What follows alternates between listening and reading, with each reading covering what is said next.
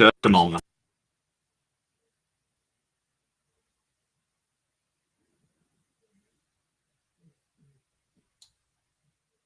I'm sorry about that. I had a web browser running in the background. So he's a community of Discord admin who enjoys long walks through evolutionary, biology-inspired computer science, archaeological, academic, biblical criticism, and so on. Jack Burton, it's all in the reflexes, is a self-described, middle-aged, college-educated nobody who drives the Pork Chop Express truck in his spare time. He's a deist and is mostly non-committal to philosophical stances. Jefferson Spatchcock is an atheist inquisitor and intellectual who has particular expertise in thoroughly analyzing and reviewing debates, often from the comfort of his genuine lazy boy chair. J.L. Warren is an atheist activist, educator, and entertainer. He runs the Bridge the Divide YouTube channel where he addresses irrational beliefs, the irrational behaviors that often follow, the societal divides they create, and how those divides can be bridged with education, rationality, and reason. J. Mike is one of the co-hosts of the Talk Heathen show. King Xerxes is an atheist activist and political commentator who has extensive knowledge of the Holy Bible and Christianity and the history surrounding it. Mubarak Abu Sharifa is an ex-Muslim who grew up in Saudi Arabia with knowledge of Islam and world history. He's also a co-host on Peter de Tucker's YouTube show. Peter de Tucker is an atheist epistemologist from the Netherlands, inspired by Aaron Ra, Seth Anders, Anthony Magnabosco, and others. He started a YouTube channel that mainly focuses on religion, but he also hosts shows on other topics. I'm Randolph Richardson. I'm an atheist activist from British Columbia, Canada, and I advocate for the equality and normalization of people who don't believe in deities, which entails advocating for fair justice, freedom, and critical thinking for everyone. I'm also the founding president of the Canadian Atheists, a national organization that promotes atheism and agnosticism as culturally common aspects of Canadian society. Taco, our visionary organizer of the Theist Helpline, is a #1 Discord debater who has never lost a Discord debate in his life. TJump, Tom Jump, is the founder of an atheist church called the Church of the Best Possible World, which is based on his model of objective morality.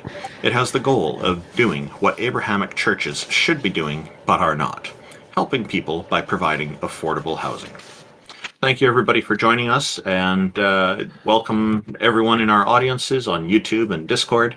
It's great to have you all here. I see Amy has just joined us. Did anybody have anything they wanted to talk about briefly before we bring up our first guest?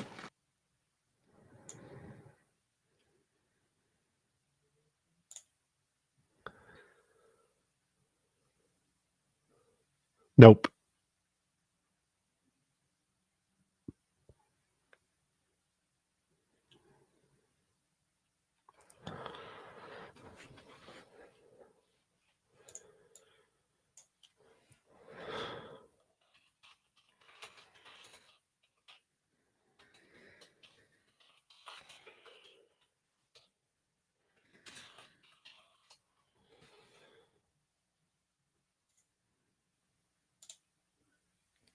Great, thank you very much. And I neglected to mention earlier that you can find out more about our websites and links under the About Us section on theisthelpline.com, the website. So with that, I think we should bring up our first guest here, Mind Goblin. Welcome. Wait, was somebody just talking? Because I couldn't hear anybody. Oh yeah, we just did all the introductions. Welcome, Mind Goblin. How are you today? Thank you for joining us.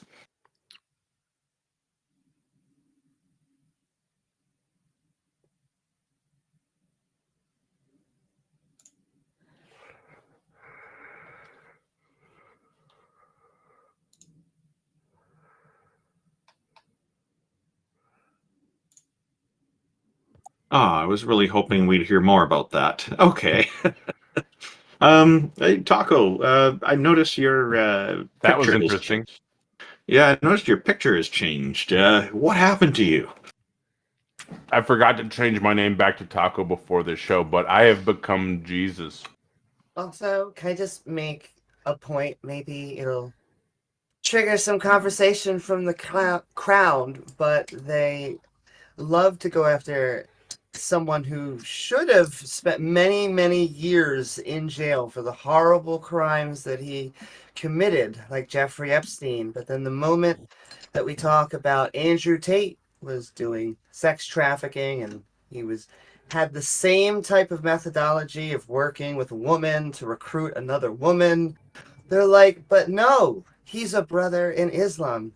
He could never do that. So anybody want to come on and defend Islam, Christianity, or Judaism, please come on. So I invited one person up, but he hasn't said anything yet. Heckman, you there, man?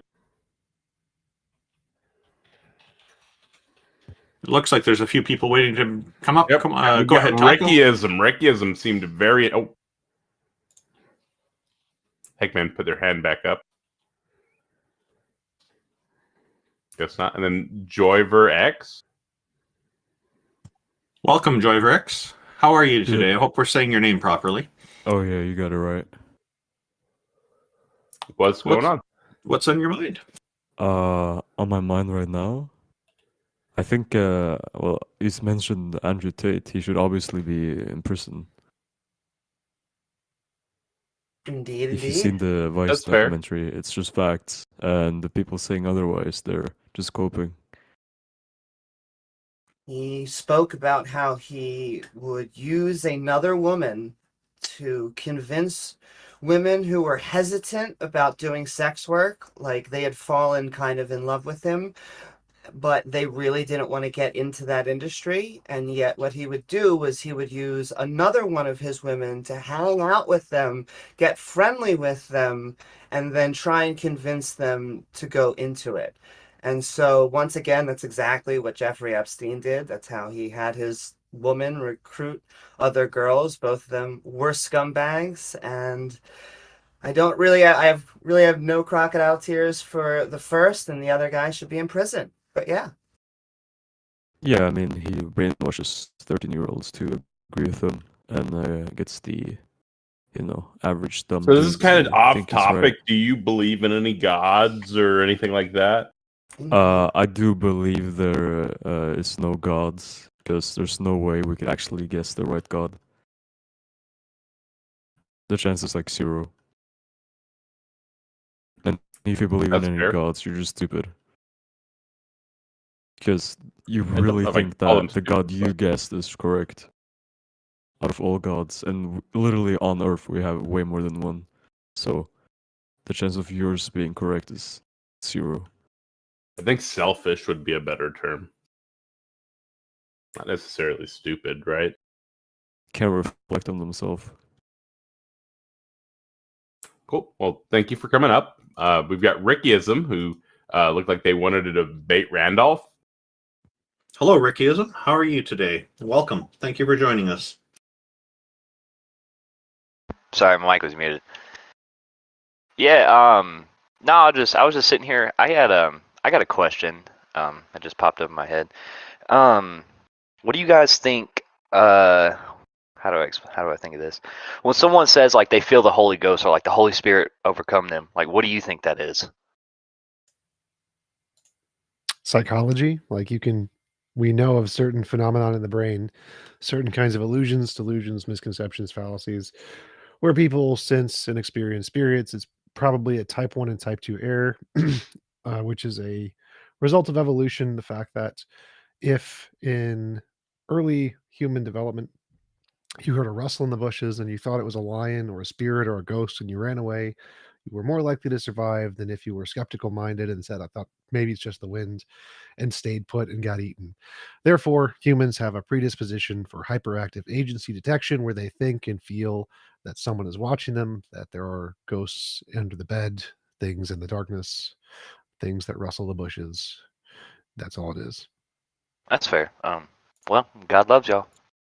What? I was going to ask him what he thinks it means, but that was an excellent answer, TJump. I agree with everything you just said.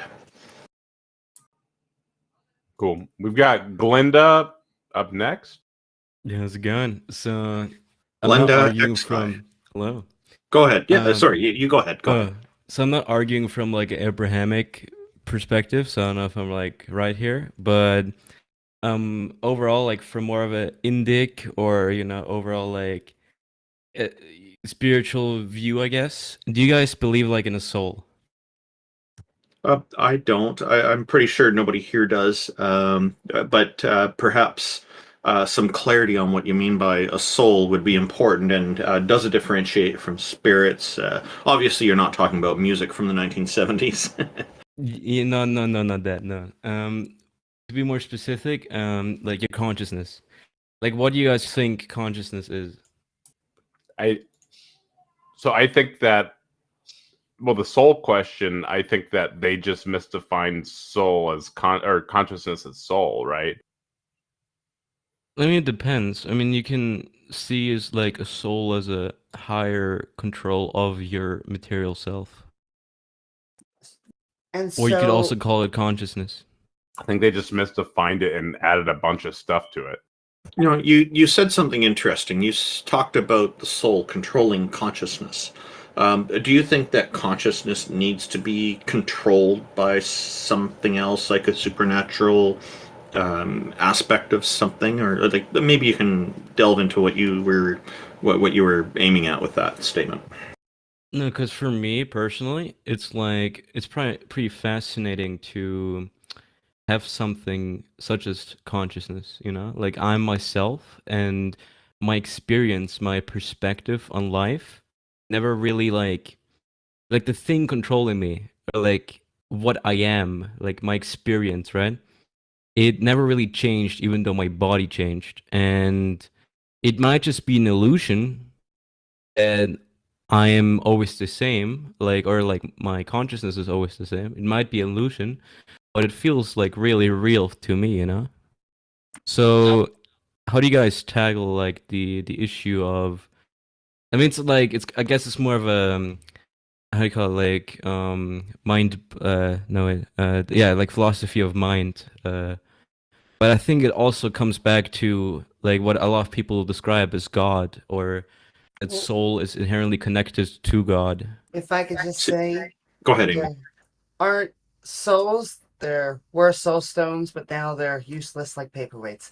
We do have consciousness. In fact, consciousness, I would say it's a system of awareness. And we can tell this because you can be fully conscious, half conscious, you'd be kind of out of it, but you can also be not conscious. You can completely lose conscious activity. And we also have a bunch of things going on about us that aren't conscious. For example, our heart rate, which has nothing to do, even though it's still in the brain. And I think consciousness comes from the brain because the only organisms that we seem to observe that are conscious are animals, which brings us back to the topic. I don't think that there is a God because I see no reason why an organism would have a non-physical conscious anything. I don't know what that would even But mean. how So why do so you? so for example, this is like a very like the philosophical like idea of like seeing stuff overall, right? Like Kant, in the sense of like, oh yeah, you see the world and it's like, how do you call it, all of the stuff you see, it's like processed by your brain, so it's inherently biased. But can you see the world as it truly is? So like do you truly know if like how a tree feels like? Because I also cannot prove that, like I also cannot be in your conscious. I don't know how you experience Earth. I don't know how it is to be you. So I cannot prove like your consciousness in a way, and I also cannot prove the tree's consciousness. But we inherently call it like still consciousness in humans. But I don't know if you are real. Like I don't know if you also see the world, or if it's just my perception, or like you being like an NPC in life, so I I think like you're covering quite a few topics here now, and they're kind of commonly discussed in philosophy. So it's great that you're raising them. I want to go back to this point that you're trying to differentiate between soul and consciousness, and I'm wondering how you arrived at this idea for yourself that the soul is separate from consciousness. I don't have any sense of there being a soul. Consciousness is just consciousness to me. I am my own master, and it's up to me, solely up to me to, without the pun intended there, to explore being my own master and how far I can take my own sense of what I think is free will. I'm curious how you came to take a portion of your consciousness and say, oh no, that's a soul. That's got mastery over me. And like where you draw the line and how you can differentiate that. How did you come to all of that kind of thinking? I'm very curious about your thoughts on that. I mean, it is hard to say overall because it's also like a different perspective type stuff. But for example, when you're drunk, right? Your conscious experience changes, but you're still you and you're still aware of you. But it also depends if you call that soul. Then, for example, Heraclitus said that if you're drunk, your soul becomes wet, and he prefers dry souls. So it's like it's either the idea of like consciousness just being drunk, or if your entire soul is drunk, or if it's both the same thing. I am not quite sure. I don't know. Do you mind if I just push back a little on feelings, or maybe just ask you, because the way I look at feelings is they are labels that we put around data. For example, it's raining outside, and you could say, how do I feel about the fact that it is raining outside? Oh, and so when you say drunk, this is a type of brain state that once again happens in animals, but it would be kind of silly to say, can a tree be drunk? And so I would then ask you, what do you mean by a god? Do you mean that you believe in a god, or do you just believe in souls? Are you just saying that it's our consciousnesses that are some sort of supernatural? I think, I mean, you could say that the soul is something like I guess I'm more of a like pantheist in a way, or like I approach it as like, like in Hindu thought, it's either like Shiva or Brahman, where the entire universe is just like all energy, all existence is like from, or it is God in a way, and your soul is like undieable, and it's the essence of this universe, or like it's kind of like that's like energy in the universe itself that's like indestructible, unsplittable and such. Consciousness? Um, Oh, let me tell you, it can be wiped out quite easily. I don't yeah, want but it to that's be. I want everyone here to have a very long life, but just pointing that out. yeah, but like how do you know? Like, like how do you know what happens like after death or while you're, unconscious, or, because like if no soul exists, like why aren't we just like material robots that run around? Like why do I feel stuff? Well, So oh no, I go. have a quick question. So if someone you say you reflect your consciousness, that is your soul. Mm-hmm. Okay, so if someone, we know it happened that if someone have a severe trauma to their brain, their consciousness, the way they look at the world, the way they feel, all of it change. Mm-hmm. Yeah, So but there's does still that mean the does that mean they have a different soul in, because it could change 180%, just goes all the way to the other side. I mean, it's still. I mean, I haven't gotten this brain damage, right? So I cannot like confirm it on myself. But um, I think there's still like this feeling of living yourself. What you are experiencing right now. You seeing the world and stuff. I think that stays the same. I think it's just your behavior and overall like attributes being different, but you still are like the same person. Like the same soul is controlling you, or like controlling your material body. But it changed the person, went from someone who's very nice, very friendly, to someone who's very mean. So it's I not mean, just like, yeah, we're talking about the people who could like change they're after the trauma they will change the way they behave, the way they dress, the way even they talk. Yes, but I mean, you were a child, right?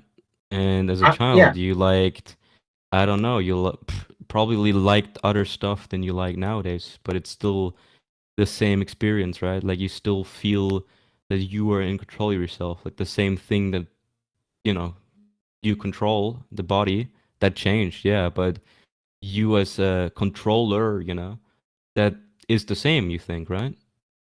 Well, not necessary because we know that the brain kind of still develop until the age of 25. So by the age of 25, a lot of things have changed in your brain. So you might have liked Yes, but something. So it's still the like same thing. Oh, sorry. Sorry. You go so ahead. I talking. So what is the soul? Is it your conscious? Because the conscious could be changed. Like the way you look at the world could change. Or is it a separate entity from my brain? Soul Because is consciousness like, related to brain activities. for example, like a video game, right? The consciousness, it could be like a different like graphical filter. It could be a new like field of view. It could be, graphical glitches. But the player who plays the video game stayed the same, no matter the settings you changed in the video game. So there is a separate thing that kind of control my consciousness. Yeah, I guess. I mean, that's depends. Yeah, what you define consciousness and soul as. Yeah. So my brain activity is not connected to my soul. No, Then it's the huh, will of it. I once, how do you call it? There's, I forgot his name. I have to find him. But there's a neuroscientist who made like an experiment. But that's like how I've been told it. Like, because it's hard to like, metaphysics is hard to, put evidence forward because it's metaphysics. But when it comes to, I've seen, I guess the will, like what will is, could be described as soul because um, a neuroscientist, one of the earliest neuroscientists, I forgot his name, he conducted a experiment where he analyzed the brain and he asked the patient to raise his arm, and he raised his arm, and then he said, "Oh, what happened?" And then the patient said, "Yeah, I willingly raised my arm, and my arm raised." And then he analyzed this, like, how do you call it? Like the brain, like what type of neurons fired and such while raising Can the I? hand. Wait, actually, Yeah, no, let me. finish. Okay. And then he basically put like electrolytes on, like he put his brain under electricity, and that also raised his hand. And then he asked the patient, "Oh, what happened? My arm raised, but I didn't raise my arm." Even though the same like neurons fired, or the brain was stimulated, it still wasn't the intent of the patient to raise the arm. So this neuroscientist concluded to be, like he said, he argued in a dualistic matter where you have the material, but you also have a willing stuff, like a soul.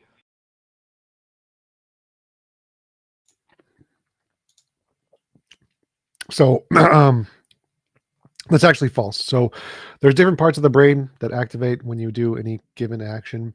The most latest research in neurology is on this subject is that when someone is given a choice between A and B and they're asked to choose between A and B, their brain decides before they realize they choose. So someone will pick B and say what happened, and it says, "Oh, I picked B."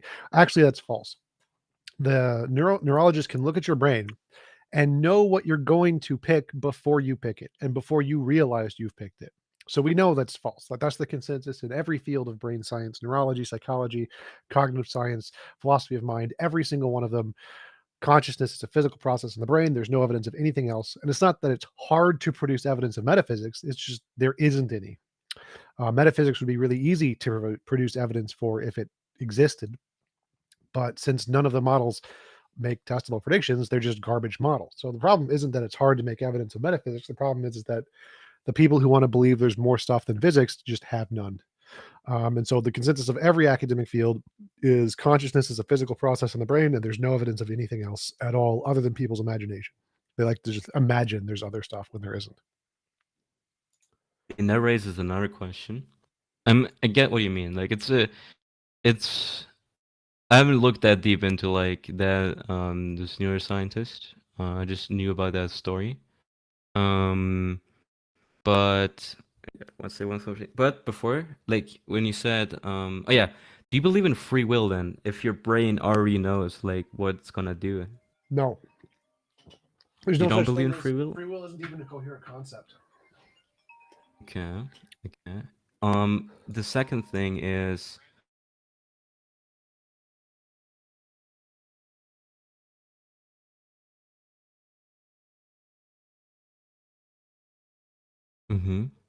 but the other thing I have to ask is when it comes to how do you call it? Because you said like yeah, metaphysics is not real, right? Or I guess we don't have like any What? real models around it. Well, metaphysics is just the fundamental nature of reality. Physicalism, materialism, those are metaphysics. Yes, yes. But for example, in science, right? There was this brief period where people were like, "Oh yeah, we can discover everything," you know? Well, I before mean, you go on, very specifically, what he was saying, and I agree with him, is that there is no evidence besides the physical for anything conscious. of course not. No. Like it's like it's like a video game that tries to like prove that there's a player. Like you cannot escape the or I mean that's the question, right? Because people argue, yeah, if you're enlightened, maybe you can, or maybe with like drugs or something, if you like experience ego death, you can. But it also is the question if you fall into this trap where the material is kind of like, like just giving you the like the feeling of escaping yourself, but you still like are in yourself, you know? Well, that's not a problem. So if science could test it if it was real, so it's not real, it has nothing to do with this problem of people saying you can meditate on it. Like that's all gibberish. If it was real, science could test it. I mean, isn't science trying like because one thing I want to get to is like because every truth, every fact, or every solution just gives you way more like questions, right? That's why like I mean Socrates said, "I know that I know nothing," or like that every time like the more knowledgeable you are, the more questions you have. So the question is, and I heard like Stephen Hawking talking about it, like when you find a theory for everything, you look into God's mind. And I think like do you believe there's like one truth that like has no like the eternal truth? Like there is no more answers to it. Arby's That has questions it. meats. Oh, okay, differently. Reality exists. There you go. Yes, but the essence of reality, like is there truth to Yes, there is a single understand essence of everything? reality. Yes. I mean, I don't know if you get what I mean. Because for example, like how do you call it? Like we have questions, right? We have many questions in science, in everything. For example, like yeah, what I think you're confusing epistemology and ontology. Questions and how we know stuff is epistemology. The way things are is ontology. There is a fundamental truth to ontology, regardless of whether or not we can know anything about it. Mm-hmm. So yeah.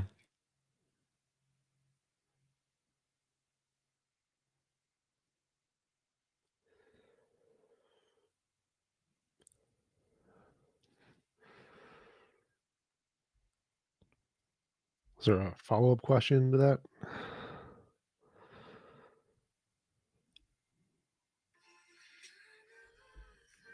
Hmm.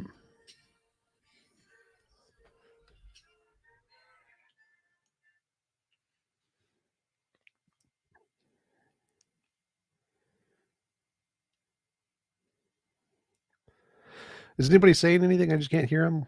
Or is it just everyone quiet? We can No, hear him. yeah, we can hear. Oh, Hence who maybe is it? just Because I can't words. hear him. 1x, Ix. x. I'll just Yeah. refresh again.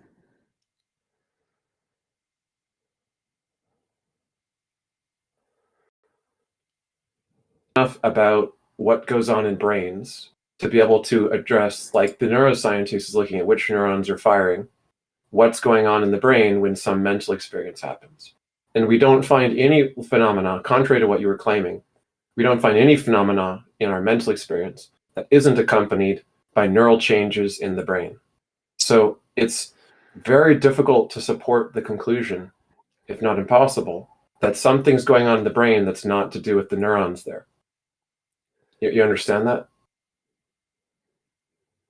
I get what you mean, So, but it's also like, because I think the main reason why like people try to search for stuff like that is just that, like, we have so many answers to stuff, and we as like very curious minds, very curious people, try to like go beyond what we know in a way of like achieving other stuff. Or like, I don't know what you're saying.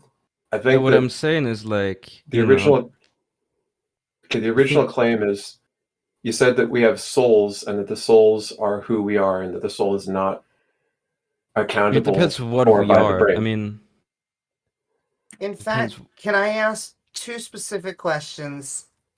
Mm-hmm. One, I think, will be honest or lead to an honest answer. The other, maybe, doesn't matter. I won't preamble. Consciousness. It seems to be like you seem to equate it with the soul. And I think there is maybe a slight differentiation between something that's conscious and something that's sentient. Something that's sentient to me, it doesn't just have the lights on, it has thoughts and feelings and it is making choices. But all of this stuff, they are all physical, they are all made of matter or energy, which is just, electrical circuits in our neurons. So I guess my question to you, what the heck is the difference between consciousness and a soul? I mean, I get what you mean. Like, it's hard to say that, like, because it's like a mind experiment, right? Which already like said, like, a tree, kind of tree, like, is there like a tree experience? Can you play the tree video game and feel how a tree feels? Or is a tree just like a background object that just has The things that the stuff, you know? the things that we find in brains that accompany the mental experiences that we call consciousness for ourselves are neurons. The things that are equivalent to that in other animals that behave similarly to us enough that we think that they also have a similar mental experience, like primates, is they also have neurons. Trees Mhm. have nothing equivalent to neurons. It doesn't mean that trees can't be adaptive and respond to some stimuli, or like use chemicals to signal other trees, like to respond a certain way. We're not saying that they can't have some adaptive learning behavior or some pseudo intelligence in some kind of like survival capacity for complex stimuli. But there's a huge gap between saying some system is slightly intelligent or adaptive in a very limited way and saying that it's conscious when it doesn't have anything remotely equivalent to neurons. So we have no reason to say that trees are conscious or anything that doesn't have neurons, so far as we know. Yeah, but Furthermore, Doesn't mean if that there you- couldn't be an equivalent to neurons that does an equivalent job, but the things that make us conscious appear to be the complex firings of neurons. And we can account for that in great detail. I mean, I could bore you by explaining to you how the neurons do it, but we actually Yeah, know I why know. neurons give us conscious experience to a large extent in a lot of different aspects of how they work. We But don't think look, there's anything equivalent, then it wouldn't have consciousness. one thing though is I have neurons, you have neurons, but I still don't know how it feels to be you. Actually, we're getting there. So just to give you an idea, the most recent research went from being able to tell what word you're thinking with like a 70 or 80% accuracy from 64 EEGs, which are, you could just buy them yourself and do this experiment at home if you have about $1,000. to now we can reconstruct entire sentences continuously of your inner monologue of thought, whether you're thinking words out loud, reading words, saying them inwardly. We actually can read your literal thoughts with a high degree of accuracy for entire sentences, Yeah, which is rather terrifying, right? Because it no, means no, I people get are what going to you mean. literally I read get your what you mind. mean. Yes. You can do But that. we do but know I cannot what you're thinking. be you, you know? Yes. Who cares? Why Like, do I you cannot. Why do you think that matters? It That's matters just to because say, that's it's just to say that we're separate. But of course we're separate. yeah, we're separate. We're not going to be able to find something about the brain that can't be understood just because it happens to be happening to somebody else isn't saying anything profound. But the thing is too, like, are we separate? Because Yeah. you are in my cosmos too, you know? Like, you are part of what I experienced, you know? You're part of my reality. And Glenda, same as my mirror, like my mirror image is part of reality. But I still don't know how it feels to be like in your cosmos, you know? so here's But we do another... have reason to think that you have feelings similar to us because you have neurons. We don't even have to like check to ask you, hey, do you feel this? Do you feel that? Because we can see the neural activity, the correlates, and we know enough about those kinds of correlates to infer that you are having an experience like ourselves. We don't see that in trees. That's why we do not think trees are conscious. We don't have to ask the tree to find out. We can just look and say there's no correlates to consciousness. It's not conscious. That's what I mean. There's like the difference between consciousness and the soul, where maybe maybe not conscious, but the object still has a soul or an essence to it. But you're just saying, to me, the soul is that we're different. But what sounds to me is that we're different is that we just each have separate consciousnesses. And the word I would sell you on that is overlooked is awesome. Consciousness is pretty cool. It's amazing. And it's us, so we're a little bit biased to it. And we should enjoy it. And we should be empathetic and kind and fair to other consciousnesses. But that doesn't mean it's supernatural or that it is the building block, the essential foundation of the cosmos, because clearly the universe doesn't seem to have that big of a bias towards it, because it took billions of years to even have a conscious creature. It took billions of years to even have life before that. And so we're one branch of it. It's cool. It's amazing. Yes, but Awesome. what would the universe be without like our consciousness? It would not be. It could It's not been reflect doing that itself. but it's been doing that just fine. It doesn't seem to care. Yeah, but if you differentiate between, I mean, that's the thing, right? Was there ever an unconscious universe? Almost certainly before the development of the building blocks of life and before the development of things like neurons that have enough complexity to create enough feedback loops to do things like the way our brain does it. Yeah, Look, there was a time before any consciousness, and that time might resume again if we do things wrong and other species in the universe do things wrong. There might be no more consciousness left. So yes, it's very important that we value consciousness, that we preserve it, but there's no reason to think that something like what did you say your belief was? Me? Just generally like Indic and also like Heraclitus. You said you're something like a pantheist?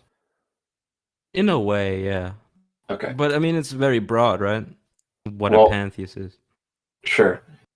There's a difference, I think, between like what Amy's trying to say, which is that we can be admirers of and appreciators of the awesomeness that has emerged. And taking your emphasis on and valuing importance on something that's emerged and just sort of extrapolating from there and saying the whole universe must be for the purpose of or exist because of or the essentially that the universe's purpose is that this thing be the case. Like imagine a person who really values Arby's, and to them Arby's is the end point of history, right? They write an essay called the end of history and say Arby's is the final point in the history of the universe and all civilization. Yeah, but by Michel Arbyuma, right? And he says everything exists for the purpose of Arby's. That's the most important value in the universe, right? and everyone is to be judged by their alignment with Arby's or something like that. Well, he's just picked something, which a lot of other people are going to think, what's so special about Arby's, right? Now, we're not going to be able to convince him that Arby's isn't special, but we might be able to convince him that the universe doesn't revolve around Arby's, because it seems like there's nothing about the universe just has to be that way just so that Arby's can exist. It might be the case that Arby's is able to exist because there's a lot of other things that happen to line up a certain way. But the universe isn't here just for consciousness. Consciousness might be the coolest thing that's ever emerged in it. There might be something even cooler that's different than what we call consciousness now, that's down the pipe, right? Something cooler could emerge yet still, but emphasizing whatever you currently value as like the universal thing that the universe is made of, or something like the universe must be conscious before even life evolved or something. There's no reason to think that. It's just hypervaluing something, maybe for very good reason. It's very valuable, but thinking the universe exists for that purpose doesn't make sense. Actually, like, thanks for like first of all, thanks for like just talking, because I actually got like a new thought now. But I want to like challenge this thought now too, because I'm a very ahead. like, Oh, I'm just saying, go ahead. Let's hear your new thought. okay, yeah, Sounds interesting. yeah. So you guys know anything about Heraclitus? A little No. bit. Okay, so basically, he's like the kind of the first dude to point out like there's like one good quote by him where he says the uphill and the downhill is one and the same. Because it's the same path, right? If you go up or if you go down, it's just describing your like first stand, like your how do you call it? Like, it's relative, right? It's relative if you were standing below first or if you're standing above first, but it's the same path. It's just a different description of that path. So it's like this unity of opposites, right?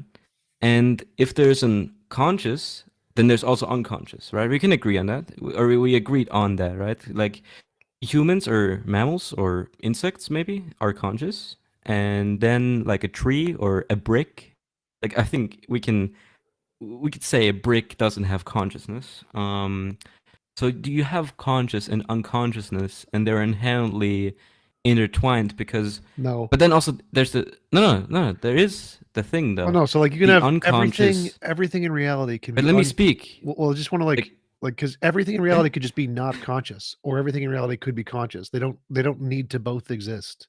Like, you're not right to say that Heraclitus is wrong when he says they're both intertwined in that way. Like, no, there can just be one thing and not its opposite. But look, for example, like by definition, an unconscious thing cannot reflect on itself. So we need consciousness to reflect the unconscious. No, it can just be there. Like, the entire universe could be unconscious. Nothing conscious exists. But I'm conscious. I can reflect on myself. I'm existent. You denying consciousness? Like Vladimir Putin and Joe Biden could have a bad day, and all consciousness on the planet Earth could cease, right? Yes, but then is the universe real? But I would also delineate between conscious, unconscious, and having no conscious properties at all. And so you can be conscious. You could also, or we could all be hit with a dodgeball and become unconscious. And a brick has no conscious properties. Mm, Like, what is conscious about a brick? no, I didn't. I'm just saying, like, I understand the differentiation part between unconsciousness and no conscious, like When you're inherently. asleep, you're unconscious, but you still have a brain. A rock can't be conscious. So, like, sleeping. But in my versus sleep, I dead. don't reflect on myself. You're like dreaming. You're still unconscious if you're dreaming. Yeah, but the dreaming period is only like It's not relevant to the argument. The argument is there can Not be long. there can be non-conscious things easily, and they're not contingent on conscious things. Our ability to reflect doesn't matter. Consciousness is not important. It doesn't make a difference. It's irrelevant. But look, when I'm sleeping and I'm not dreaming, I'm literally like a brick. No. In fact, you actually have certain feelings like time being moved. It's why you have a sense of time if you're just sleeping. Yeah, but to me, I'm a brick. That's great. So I don't think it has anything to do with the original argument. It Why does. do you think a brick has the ability to be conscious? Like that's the No, point. I'm not saying that. I'm not saying that. I'm just saying that the inherently the unconscious needs the conscious to tell the unconscious that it's unconscious No, because it What? cannot do it on itself. no. Your consciousness, when it's awake, does things. When it's not awake, it's not telling itself anything. It doesn't become unconscious because the consciousness tells it so. Consciousness just ceases because it's a physical function in the brain. And when the physical function stops, it I'm ceases. not saying to sleep. I'm saying to a brick. Both. Like the brick doesn't reflect on itself. Both. And It a does not sleeping have the person But it consciousness doesn't. process. should. It does not have the consciousness process. It's not telling it anything. No consciousness is telling it anything. It just doesn't have the conscious process. Problem solved. Yeah, but then it needs a conscious thing Nope. to call it a brick, to call it a thing. Nope. Else it wouldn't. It would cease to exist. Nope. If it couldn't reflect on itself. Nope. So things are things regardless of whether or not people call them things. Things existed, like the moon existed before anybody called it the moon. Yeah, but the moon was not aware of itself. The universe was not aware of itself. It was Doesn't not real matter. to itself Doesn't matter. It until still exists. consciousness It's came around. cool that the universe has awareness in it, but it's not required, and it could go away, and we should value. Yeah, but our then ability the to universe observe. would cease to exist No. because it wouldn't No. reflect on itself. There are lots of I- things in the universe It's that Hegel. exist. Hegel's an idiot. There are lots of things in the universe that exist that no one knows about. Like there are rocks on Alpha Centauri that exist that no one knows about, and they exist just fine with no one knowing about them. Well, but do you know they exist? Nope. I mean, that's like the. I just I want guess- to point out that everyone asks why is brick, but no one asks how is brick. True.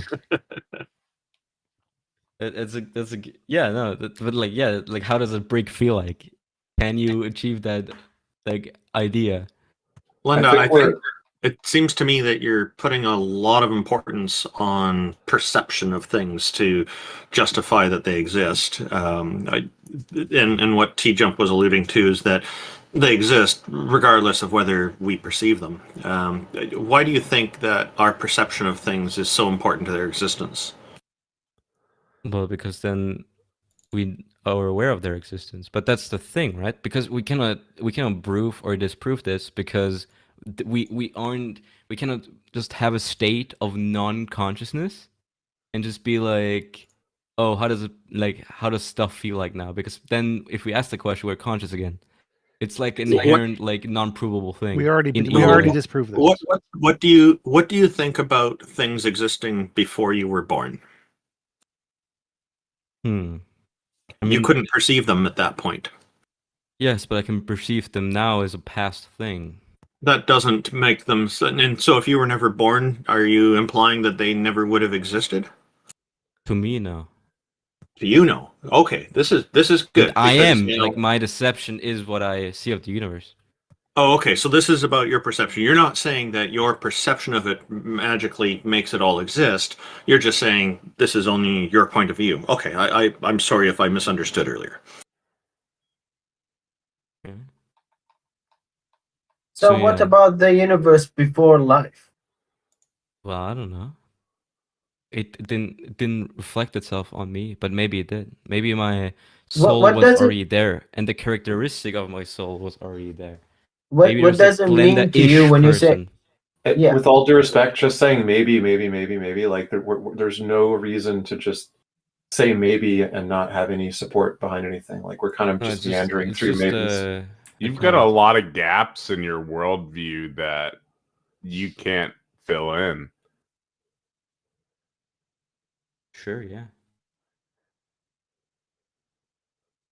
I don't know. So And- and I don't know. if we could I don't- return to some original claim that you were making, are you making the claim that you can support the existence of the soul?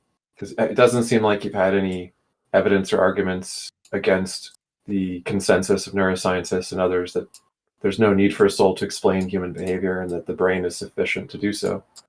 Or is your claim something about pantheistic God? So far, all we heard you say is that you think that the universe somehow is like very attached to or revolves around consciousness, but that's been extremely vague and hard to pin down. I don't hear any specific claim that we can pin down other than the soul stuff, which we've, I think, addressed. Mm-hmm.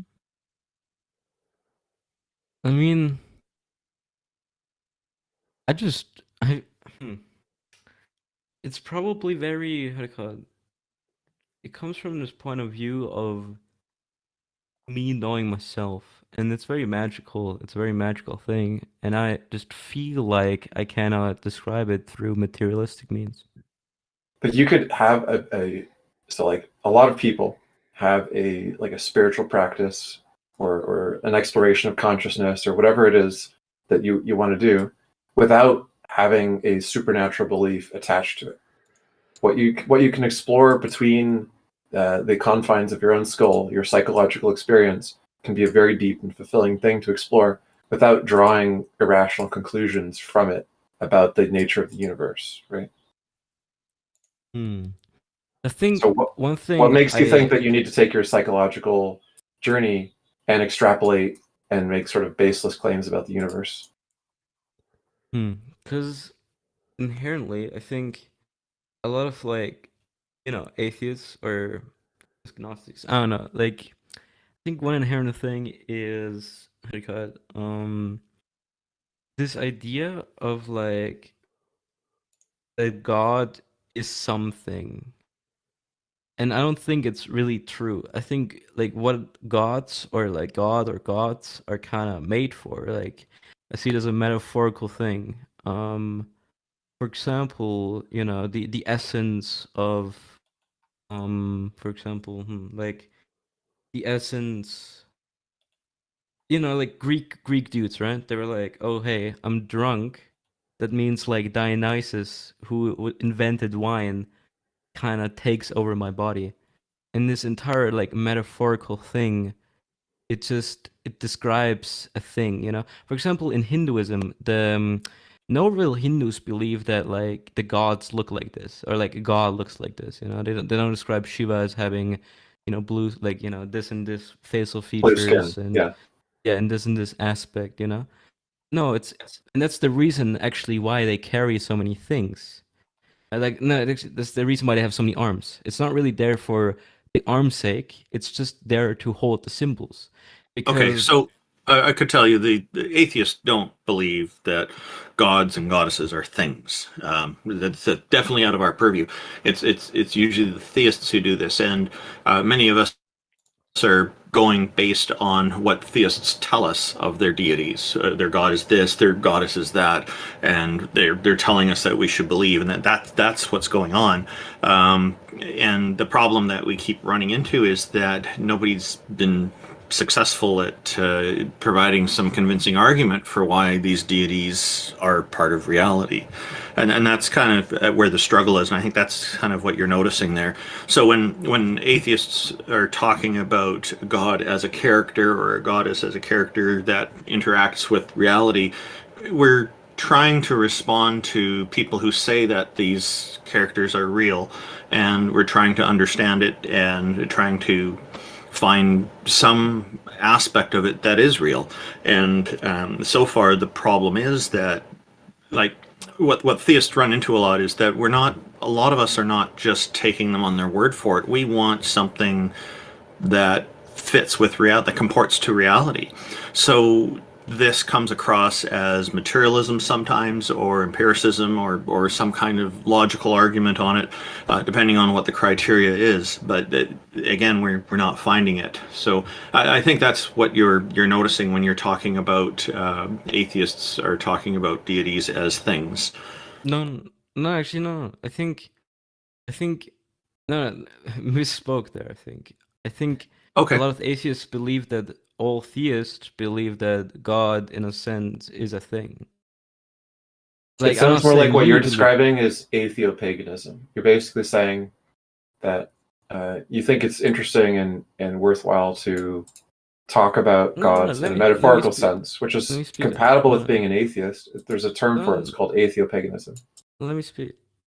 Yeah, that's what I'm saying. Like for example, I don't really believe in, how do you call it, like Shiva as a being. I believe like as a real being as described as this. I just believe in his symbols. And these Right. symbols carry the essence of what this deity is, or what God is. A concept And I think one of that it's these, metaphor for. I think there's one big essence, and this is like where Heraclitus comes in really big, is he says that everything is made out of fire, right? And basically God is fire, because, and it's also like the Hindus also say like the Indic, like I think it's over like an Indic thing. Change is the essence of the universe. The inherent, and that's what fire means to Heraclitus. Fire is inherently always changing. You cannot have the fire, because if you look at the fire, it already like disappeared, and there's new stuff, like new, Yeah, burning material coming out. So it is a symbol of change. Fire is he's talking always about flow. changing. He's saying everything flows, not everything is fire, right? The words are panta re, right? Everything flows. That's a quote that's attributed to him. So No, the problem is, look, in one fragment, like in a few fragments, he goes into fire, describing that fire is like the inherent. It doesn't matter, flow or change. It's the same thing, right? So everything is change. Everything is fire. Everything is a river. Right. Heraclitus was amongst many pre-Socratics that were hypothesizing about the fundamental nature of reality. There's another guy named Leucippus that everything came from water. And there was a guy named Democritus who said, no, they're all wrong. Everything is made of fundamental and divisible subatomic, or what he used the term for just atoms, particles that have some logic by which they interact with each other and so on, which was sort of predicting the modern atomic theory in a lot of ways. But he's Democritus, because now we got quantum physics, and it goes even deeper. There's something more fundamental than that. But the point is that all these people had ideas kind of in the right direction, in the sense that they were asking questions, but none of their theories were sort of empirically matched with what we actually found out. But they hinted and sort of helped us figure it out along the way. We should be grateful for their contribution to sort of the history of thought, but you're not going to be able to do any actual science with Heraclitus. You're not going to be able to find out how the world really works with it. It's not made of fire. Right. No, it's just not made of fire. But right? It's yeah, but what is fire? What is the essence of fire? Matter. It's so change. It's gibberish. Made of change. By today's standards, we know so much more about what's going on that saying everything is fire is not meaningful. No, but I think inherently Heraclitus was right. No, about, he's like, not. He's wrong. Stuff. He's obviously wrong. So everybody, he's not. He's clearly, provably wrong. He's garbage. Everybody thinks he's garbage in philosophy. Everybody thinks he's garbage in physics. Nobody takes him seriously because it's garbage. The way to differentiate good theories and bad theories. Good theories can make novel, testable predictions about the future and get them right. So predict things we don't know yet and get it right. Heraclitus can't do that. He just uses a bunch of fuzzy words to reinterpret data we have, which is like many theories that do that. They're all garbage. We don't care about any of those. So until you have a model that can accurately predict the future and get things about the future right, then your model is garbage. And that's how we differentiate good, meaningful models from gibberish. TJump, I think you should untangle your soul from Apollo. Gibberish. Or as a certain judge said in the TV show Boston Legal, jibber jabber. Anyway, it doesn't sound like you believe in any supernatural beings, which are actually gods. You just believe in like metaphors or something. I do believe in the symbolism of things, like the essence. Symbolism is not the same thing as ontology. The essence is supernatural what God beings. is. Can we move on now? Right, but you're just talking about a metaphor at this point. Yeah, let's move on. Anyways, yeah, nice talking to you. It's nice talking. And yeah, maybe Nietzsche was right, but also Nietzsche went crazy on Dionysus. So maybe we should strike a balance between Apollo and Dionysus. Testable predictions or go home. Still a good conversation. Thank you. Yeah, thank you for joining us. That was interesting. Anybody have any thoughts on that? It's not even wrong, so that's something. And if anybody else would like to come up, feel free to raise your hand. Hey, just hi, Castle. Hello, Castle Kingside. How are you doing, sir?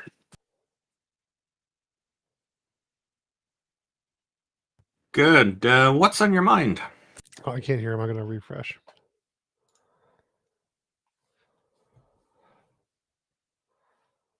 The Theist Helpline, you're trying to help people not believe in God?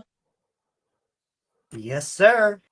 We're would trying you do to that? we're trying to help people with their understandings of things and the various ideas that they come up with. And sometimes the ideas we're hoping will be convincing, but of course we're willing to work with people to test ideas as well.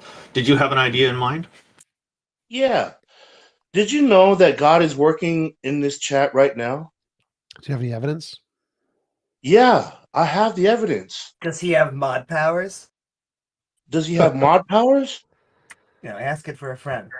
Moderating powers, the power to control users here. God could change any one of our lives in an instant. What's the Can evidence? God could or send the will? right person your way to change your life in an instant. Okay, what's For the the evidence? good or for the bad. Okay, what's the evidence? You know that. Okay, what's the evidence? What do you mean? You can walk outside right now and get hit by a drunk driver. Okay, but what is the evidence God can do anything or exists? I'm saying God isn't within all of us. Okay, The That's breath of evidence of life. alcoholism. We all share it. what is your evidence that that statement is true The and fact not that you can something have you a made up? conversation right now is my evidence. That's not You're evidence of able to God. use your brain that God gave you That's not evidence to of God. formulate thoughts so that you can speak words. That's my evidence. That's Why my do proof. you think that indicates a God and not nature? Because you're a bag of flesh and bones, and yet you animate, yet you breathe, you work. Your brain works, your brain functions. And why do you think that's You're a evidence bag of a of God? meat and bones. Why do You you pay think taxes. why do you think that's evidence of a God and not evidence of nature? Because what else could animate a bag of bones? Nature. Nature. Yes. Castle, That's what Castle, you were call you God? Castle, were you listening earlier when we were talking about how neurons work and how we've studied those? And we know enough to say that we're not just meat and bones, we're meat, bones, and neurons. The neurons are the part that make us conscious. And we study that in what's called neuroscience. You understand that part? What part of the neurons became the conscience? The part that surrounds the outer layer of the brain is called the neocortex. And the neocortex accounts with a whole bunch of columns of neurons of about a few thousand neurons each, and there's many millions of those columns. Each of those cortical columns specializes to handle one of the types of stimuli that we experience. So that's when we have a certain thing that you do or you experience, and certain things light up. Generally, we're talking about those points on the neocortex.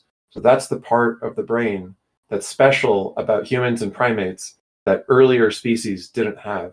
And it's probably what accounts for our unique conscious experience. Just humans and primates have this? Or what No, about probably the other mammals? A lot of What other about the mammals. dolphins and the A whales? lot of mammals too. Yeah, I just said that it's most Well, similar.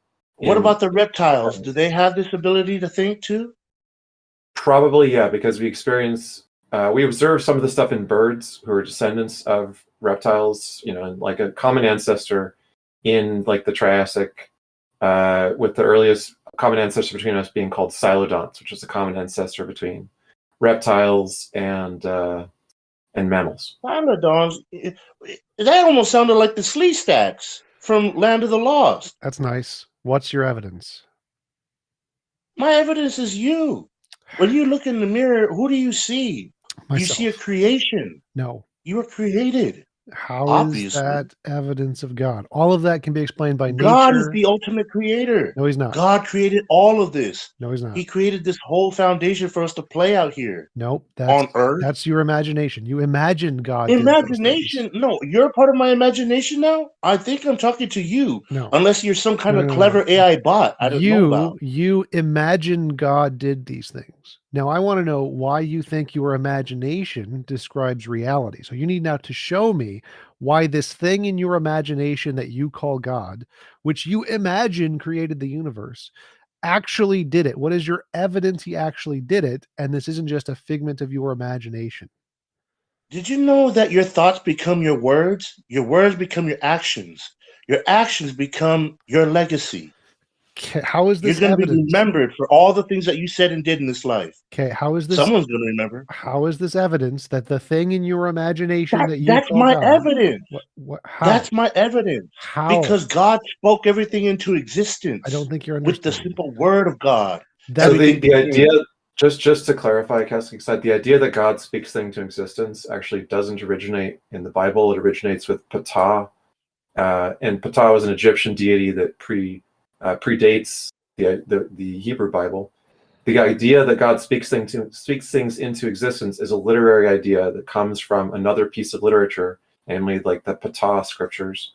And it's just a literary invention because people, when they wrote stories, felt that writing a story created a universe. So they described God as having like the ultimate version of that ability, like being the ultimate storyteller.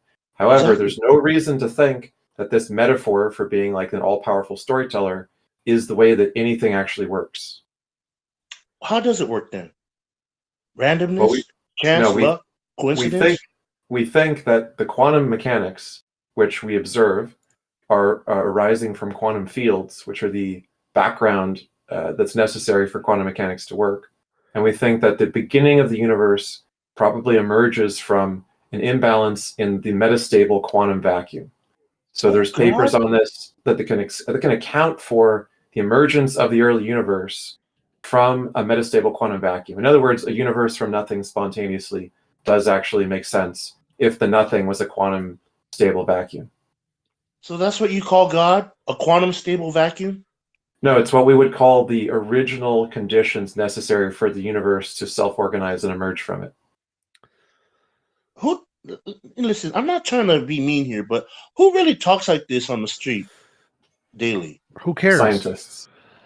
I'm saying, if you want to reach the masses with your message of no God, you have to be able to speak to them in a way that they can understand. Pascal, can you imagine That's going not into our the message. doctor's office and being like, "What are you talking about? Do you believe you talk like this on the streets?" I'm sorry, Yeah, Pascal, but no. I mean, these words, this is the first time I've heard of these quantum vacuum fields and all this, whatever you guys talking about here, man. Yeah, it's You guys, confusing. listen, But you there's- guys have to get your information from the scientists. Yes, And exactly. the scientists have been alive for less than 100 years. The Earth has been here for billions of years. Right, and we study the Yeah. evidence of the billions of years of history before we You're existed. going off of the words of the scientists of the past. And guess what? Michio Kaku just got proven wrong about the Big Bang Theory. He admitted it himself. If we could go off of the words of future scientists, we most definitely would. Yeah, You also, wanna go off the Mr. words Kafka of is more of future a science scientists? communicator than a researcher, right? He talks about what scientists study more than he actually studies anything. And you're probably taking him out of context, but I've been wanting to just ask you a very specific question, Castle. You ready for it?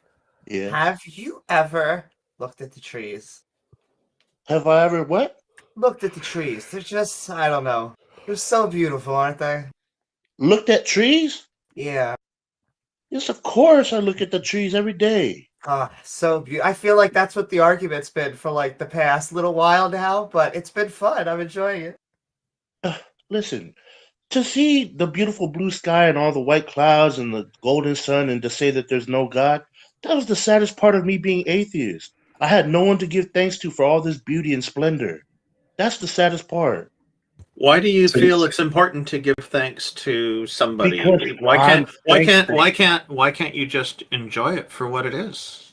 What do you mean enjoy it for what it is? If you see someone, they didn't just pop out of nowhere. They came from somewhere. They came from parents. We were just talking about trees and sky and whatnot, Right. and I'm saying, The why can't you trees just also enjoy have that? parents. Why can't you just enjoy that for what it is, trees also have parents.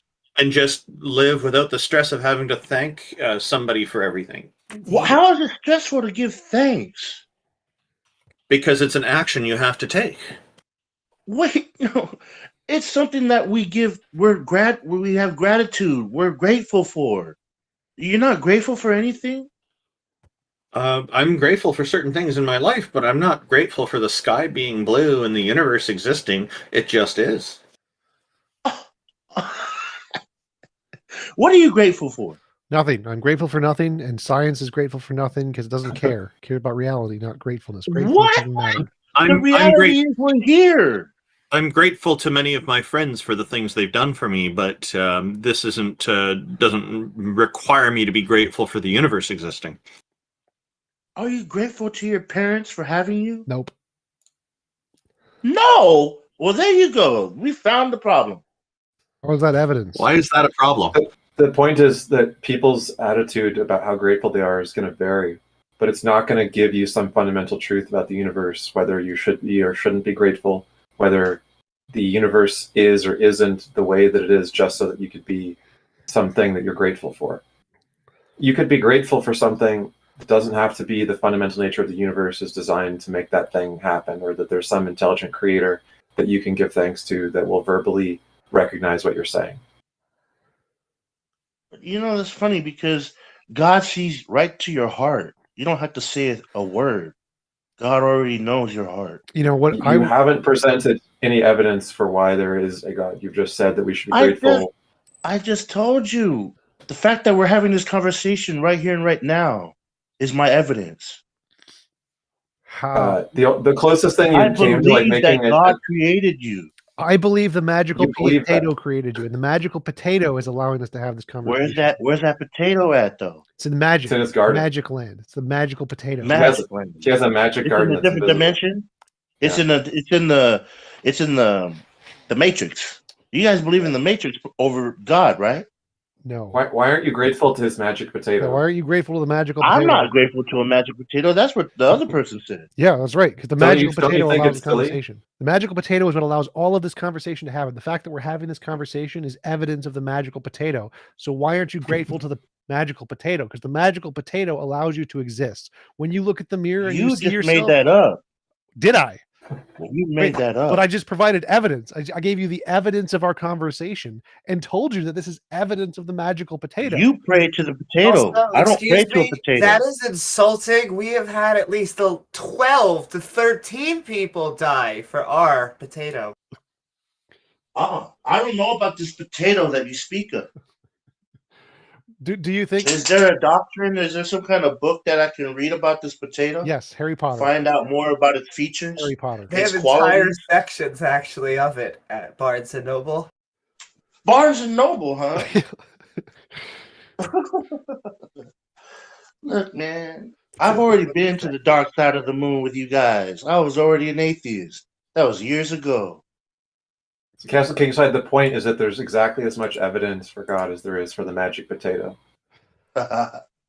Is that right? Yes. Yeah. I don't know. I just heard about this magic potato today.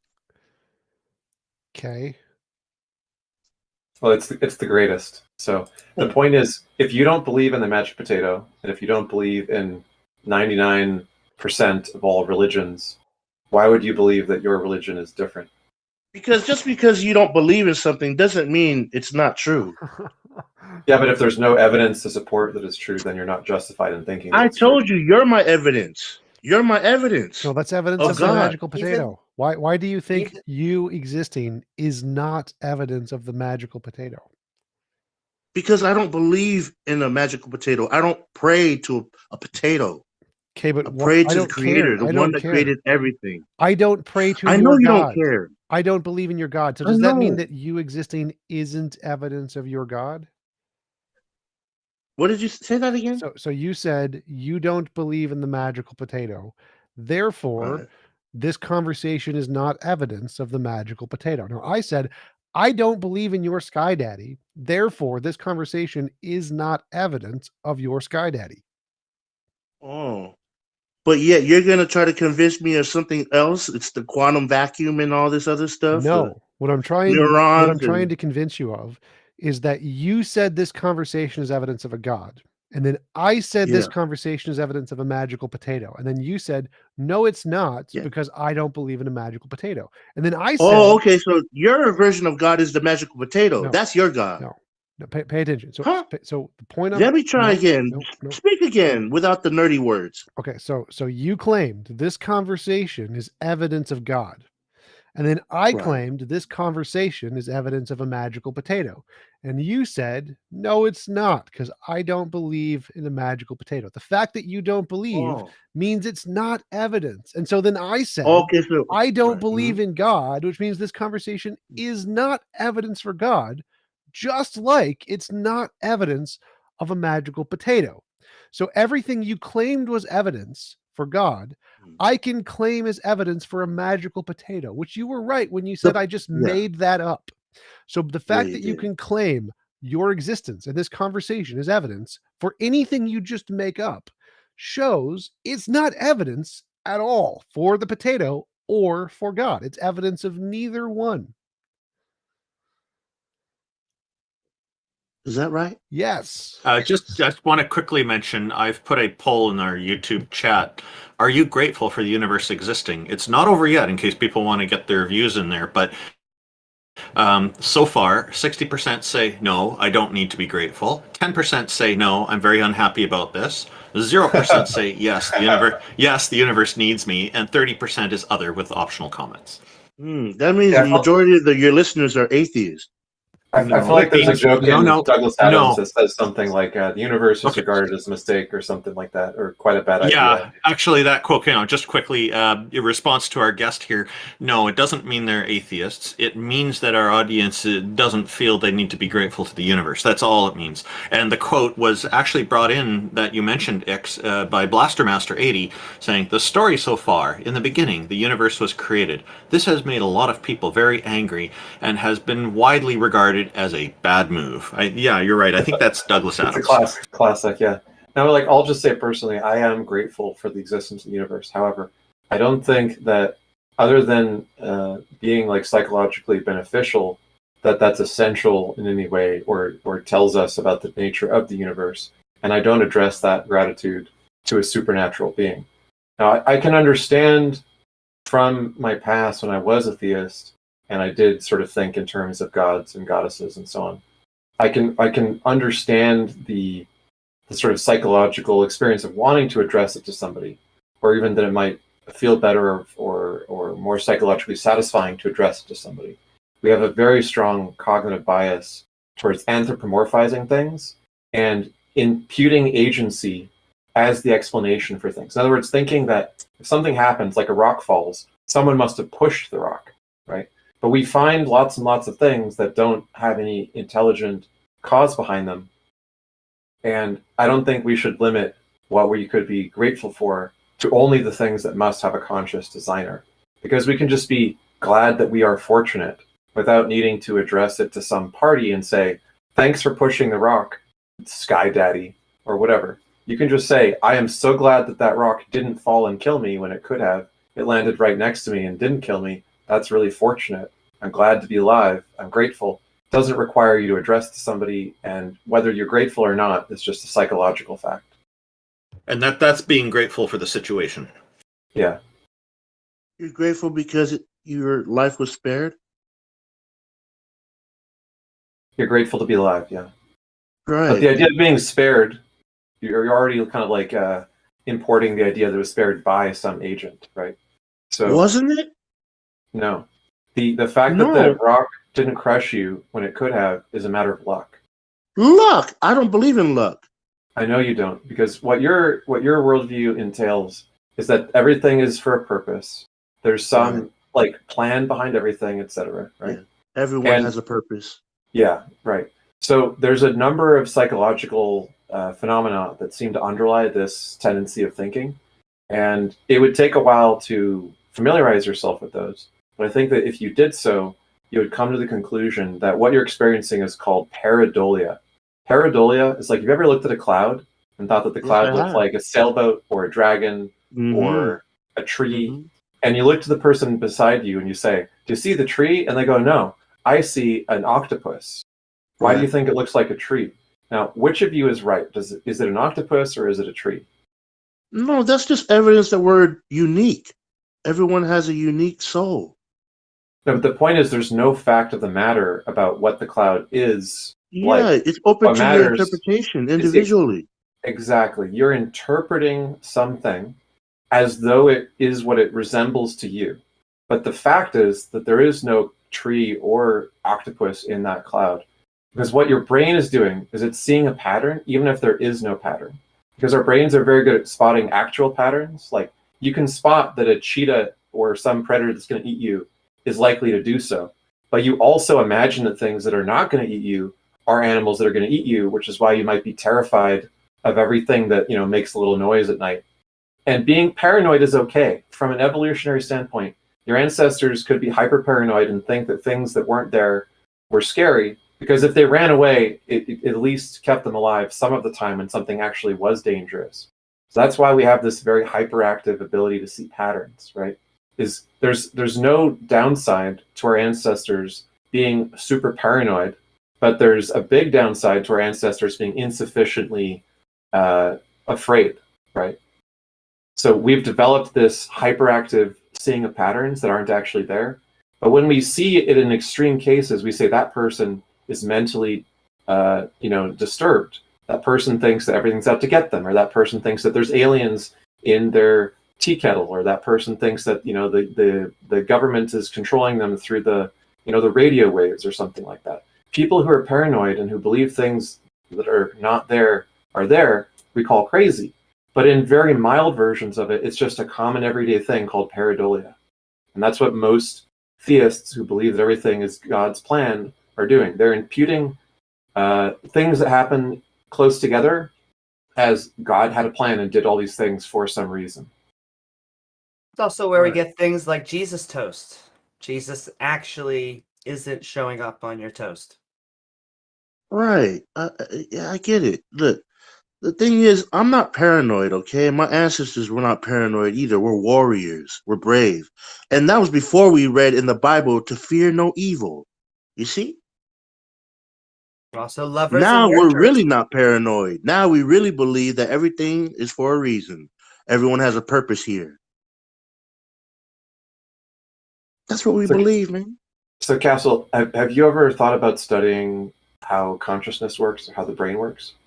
Yeah, how does it work? Why don't you give me a crash course? Well, I don't want to go into too much detail right now, but What do you mean? Can't you just break it down simply, quickly? I did give you some, or I don't know if I was being Tell me, what is the conscious? Are you conscious right now? Are you thinking? Are you using that brain to speak to me right now? Yes or no? Yes, I am. Okay, wonderful. I get. We can agree on that. Castle, you're interrupting me. Let me just finish the thought. So the thing that you could do if you want to go into studying this more is you could become more familiar with what accounts for your conscious experience and what accounts for some of your cognitive biases towards thinking that agents are behind everything, even when no agent is required to explain things. But you have to go and kind of do some work to study some neuroscience and to become familiar with the facts to be a more informed Oh man, party. you're telling me I have to go back to school to learn about what I've already figured out in life over 47 years of life? Yeah, it's gonna. How old are you, buddy? I want to know. Necessary. Yeah, it's not necessary for you to know that. It is necessary. With age comes wisdom. How old are you? It's irrelevant. It's relevant. Well, I won't have if you're not some going to be able to get past who doesn't this, have the experience, the wisdom of life, if you're not going to be able to get past to tell this, me about what it is to be conscious. I won't allow that. If you're not going to be able to get past this, then maybe we'll have to move on to somebody else. Just saying, man. But it's not relevant. I asked you a simple question and you couldn't even answer that. I'm refusing to answer it. Okay, Castle, I'll have a talk back and forth. What do you think consciousness is? It's this. You have your own brain, you have your own brain that you're using to formulate these words, and we're having a discussion. You have your conscious and I have my consciousness. See? That is extremely vague, but I'm saying that's a quick way, an easy way to break it down. I asked for this man to break it down simply. He couldn't even do that. I actually tried to, and you interrupted me, and then you insisted on knowing my age before. Here's the microphone, and while you're at it, let me hear you sing that song when you're done with your statement. It was quite rude, actually. Let me hear what an atheist's heart sounds like. So, Castle, take the microphone. Castle, you don't seem to be able to hear someone out without interrupting them and interjecting. And we're having a conversation. Sandbagging. Yeah.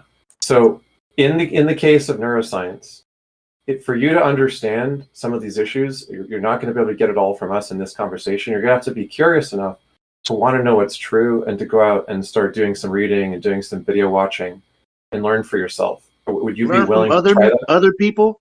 I have to learn about my experience in life through other people's experience, right? Yes, that is how life works. But what about your own experiences? Well, and I just want to go back to my question of consciousness, because you seem to, is it relevant to a god would be more my thing, because I really wanted to ask we could agree that maybe the grass isn't conscious, and yet maybe a fish is conscious. Yeah, I think we could agree on that. The fish at least has some kind of mind to fend for itself out there in the ocean, Okay. whereas the grass has to sit there and take your abuse. It has Okay. no way to Now fight for itself. I agree with that. Get me, or at least there are ways because it's got a root system. But get me to a god. Does a god have a conscience? Look, did you know when it comes to God, I'm agnostic. I don't claim to know how God works. I just believe in God. So you are agnostic about a god. When it comes to God, I don't know how God does any of this. I don't know how God made any of it. I just believe that God exists. Well, I I'm gonna do. I want to ask the other question. So I will point out, even though this is your first time hearing about the potato, what if there actually is an eternal fryer underneath us? And what if not believing within, above, and all around is the potato, we will actually go there? And so my question to you is, how can we know we're not going to know there? And I guess you're saying that you're agnostic about a God, but you kind of,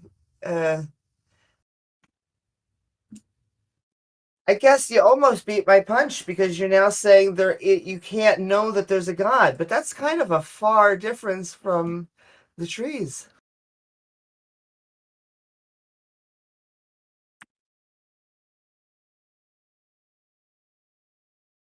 Hello, hello. Oh, I was just wondering if you're done speaking. Oh no, I'm just asking, how do you know we're not going to be sent to the eternal fryer beneath us? And We don't know. You know, what you know is personal. Who you know is social. Did you know that? Yeah, I'm I do know saying you that. can believe what you want to believe. That's on you. That's personal. What you know is personal. Who you know is social. This life is about who you know. Did you know that? It depends on each person's standards. Some people prefer the endeavor of scientific understanding. Other people prefer to be more focused on people. So each person has different needs, personal needs in their lives and personal interests. Every single human being needs another human being. We're social creatures. Not certain people who live in lighthouses all their lives, The but I'd fact that say you it's quite okay, go common, ahead. though. Listen, did you know you got here from a mom and a dad? You needed somebody to get here. I got here that way. I know. I'm pretty sure most of us did. Castle, you're Unless saying you know, you're unless saying a lot you're of created platitudes. in a Castle, vacuum, right? You like to use that vacuum. Castle, you're Hey, saying a lot of platitudes and asking us, what? did we know this? Did we know that? But at the end of the day, what we're asking you is, what evidence or reason do you have to support the claim that a God exists? You started by saying the fact we were talking was the evidence. Yeah. You've made a number of question begging statements that God is the evidence that God is. What is the actual foundation? If you just said that you're agnostic, you don't When it have comes to God, evidence, but you choose to believe, right? yeah. Why is that a justified belief? And Castle Kingside, did you know that our whole planet is in a vacuum? Is it? Yes, sir, it is. Can you explain to me how? Outside of the atmosphere, if you Can I get a response? outer space is a vacuum.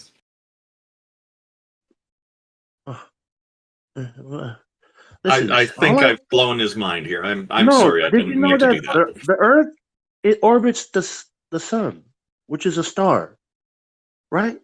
Yeah, and between the star and our Earth it seems to be that space is pretty much a vacuum. A vacuum.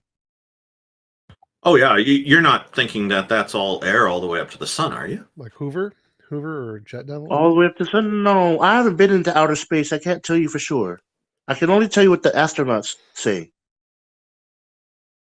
and the satellite equipment and Right. various other means And of all those determining other this. instruments. Right. Mm-hmm. And let's get one thing straight. You didn't blow my mind on anything, okay? I'm here trying to help you guys. I'm here to serve you guys. That's what I'm here for. I'm serving you. I'm glad that your mind is intact. Yeah. Can I get a slice? Listen, do you know of you're pepperoni? speaking to an artistic genius? I don't know if you guys know that. That's why I asked for you to sing a song because I want to hear what kind of artist you are. Frank Sinatra. Yeah, the 2019 version and the cell phone version. Yeah, the mobile version. I'm just saying. Listen, I'm here to help you guys. That's why I believe God allowed for this conversation. I'm But here to Right, help. but you don't have any evidence that he did, and you don't have any evidence for anything so far. The evidence of this Actually, conversation. Castle, it was us who allowed for this conversation, and you should be thanking Taco for bringing you up on the stage. And he's using the name Jesus at the moment, by the way. and once Oh, again, Taco. there's no reason for this God conscious to exist. We already separated out from grass and a fish. What exactly is this God? The creator. The one that created all of this. All of it. That's what we believe. Yes, but why? What do you mean, why? Because we see it. We can observe with the telescopes. We can observe with the microscope. We We can see God's God. glory in all of it.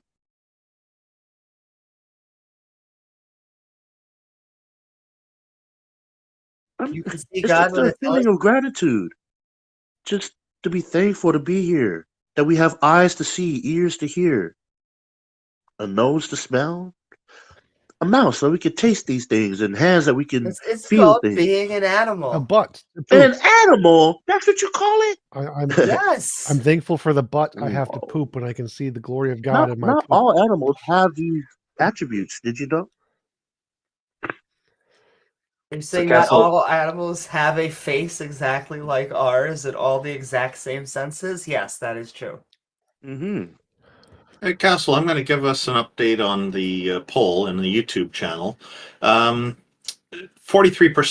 saying, are they grateful for the universe existing? 43% are, no, I don't need to be grateful. 19% are, no, I'm very unhappy about this. 10% are, yes, the universe needs me. And 29% are the others. Are the others? They voted for other, comments optional. Yeah. There's no one that said, yes, I'm thankful for this 10%. beautiful life that God has made. 10% said yes. 10%? Ah, cool. See? There you go. It starts off small, and then it grows to be big. You know? I know this because of my channel. I started off with 2 subscribers, and now look. And then watch, 2 to 3 years from now, it's going to be a lot more than that. You're going to see. You're going to see. I believe you. Call in to plug your YouTube channel. Yeah. Why don't you just tell us the name I'm of it? saying, I spoke it, and now it's going to happen. I believe it, and it's going to happen. It's just a matter of time. I say that about the lottery all the time. You what? You I what? said that about the lottery. So I spoke it. Oh, I'm gonna I win don't the believe in the lottery. lottery. Remember, I don't believe in taking chances like that. I don't believe in No, you. it's real. Oh, You could go to a 7-Eleven, trust me. yeah, you can play the lottery, but it doesn't mean you're gonna win. So can we move on True. to someone? I'm saying if you believe in God Almighty, you're gonna win. That's great. You're gonna The win. lottery. Yeah. Can you get him to win the lottery? That'd be great. Oh, you want to get me out of here? I wanted to hear that person sing that song. I'm saying I want to hear the atheist song. I want to hear what's wrapped around the atheist heart.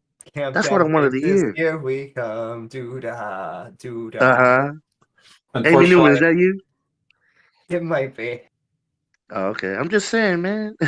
Okay, Castle, I'll give you one parting thing here. If you want to hear an atheist song, look up Steve Martin on YouTube, an atheist song. He's done a performance with a banjo. It was very nice. No, I'm not interested in. I'm not talking to Steve Martin. I'm talking to you. Well, you asked for an atheist song, and I just told you where you could find I it. know. I wanted to hear your song. I wanted to hear the song that's wrapped around your heart.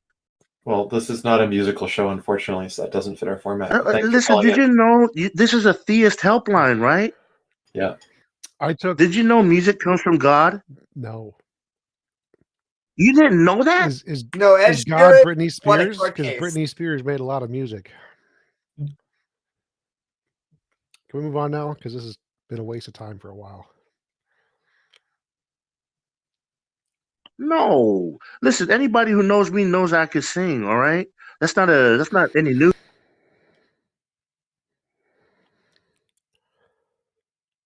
In the 1970s. In the 70s? No, I'm pretty sure my ancestors knew about it long before the 70s. All right. Well, we appreciate you coming up here. We're going to go ahead and move on. Have a great day, Castle. Yeah, thank you for joining us, Castle. It was good talking with you. Thank you, man. Timeless, you're up next. What's going on? Hey, lab, bro, I've been waiting for so long. I have a chemistry assignment to do. You guys took so long, bro. All right, listen. So, I have a few things to discuss with you guys, yeah? All right. So, first of all, how do you explain things that science can't explain today? Such as? For examples like dreams. You We can have a explain pretty good that. understanding of how dreams work. No. Another Not one? like dreams. Not like dreams like currently of our imagination, but like dreams of like the future that happens. You're So talking about prophecy, about like Nostradamus. You think Nostradamus predicted the future with like magic dreams or something? Well, no, there Not are necessarily. Just examples of having dreams and visions that do happen in the future. I've had these. These are actually really common. It's a phenomenon of certain patterns that we see that are reconstructed in the brain based off probability, and then sometimes they do happen, but they actually happen all the time. Most of them are failures. You just happen to remember the ones that get it correct. So it's I forget what it's called, survivor bias, something. Remember the hits, Yeah, sir. forget the misses. Yeah, survivor bias. That's right. Sharpshooter fallacy. I mean, I'd have to disagree with that because some people, like, they have, for example, dreams of, like, them dying eventually, right? And then the time actually comes close to them where they do pass away. Well, if you wait How long can enough. how can the brain reconstruct their death date? Like, You can imagine yourself dying, and if you imagine yourself dying in a common way, like being hit by a car, there's actually a chance you're going to get that right because it's pretty common. Like if you imagine yourself being abducted by aliens, you're probably going to get that one wrong. People imagine things happening all the time in dreams. Some of them get those things right because they're based off of reality, and in reality, the same patterns happen a lot, like getting hit by a car, or falling to your death, or dying of a heart attack. These are common. People dream of them, and it happens sometimes. Happens no greater than the rate of chance. It's already explained by science very well. you're still, like, not answering the question directly. I mean, I'm telling you at times where people have specific dreams of ways they've died, and then they've died in that within the same week. Yeah. So if It a doesn't billion, necessarily have to be a car. so if a billion people all have dreams, some of them, some of those dreams are going to come true because there's a whole lot of them. Most of them, like 99.999%, are going to happen, are not going to happen. They're going to be wrong. So if a bunch of people are dreaming, a small percentage of those people are going to have dreams that actually happen in the future. But to know if it's actually real, you would need to know if it happens at a higher rate than chance. If it happens at the same rate than chance, it's no different than having an imagination, just imagining something randomly and having it happen by chance. That answers your question directly.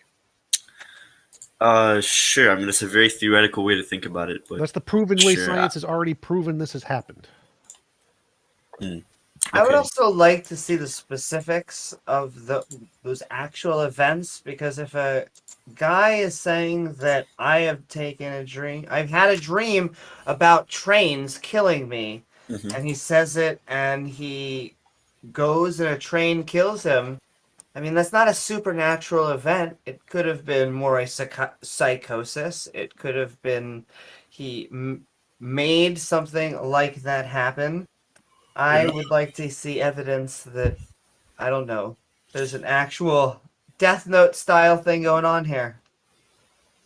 Well, you can't really have evidence of someone actually dreaming something. They could have just said it, and by coincidence, they would have just died. That's fine. But if you don't think that we have good evidence for what people dream, why did you bring it up as evidence for anything? I brought it up because I just wanted to see your answer, and I expected you guys to give me extremely theoretical answers, which you have.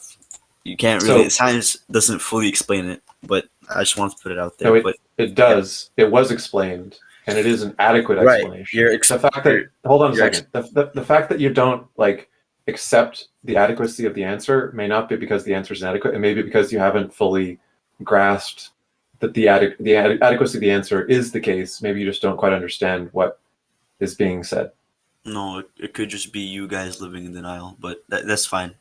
So anyway, my second point. Do you understand what the Texas sharpshooter fallacy is? So Amy mentioned that as like a more specific version of the survivor bias thing, and it's actually a good thing to explain.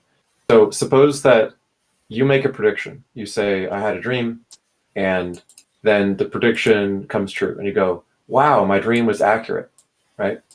Now, you might say this is evidence for some supernatural belief, like you think that your dreams are reliable as a source of knowledge about the future, right? But this is kind of like a person who shoots at the side of a building, and then they go and they find the bolt hole where they hit the building, and they examine it, and they draw a circle around that hole, and they say, look, I hit my target. So they're justifying only the time where it hit the thing and saying that they aimed for the thing that they happened to hit.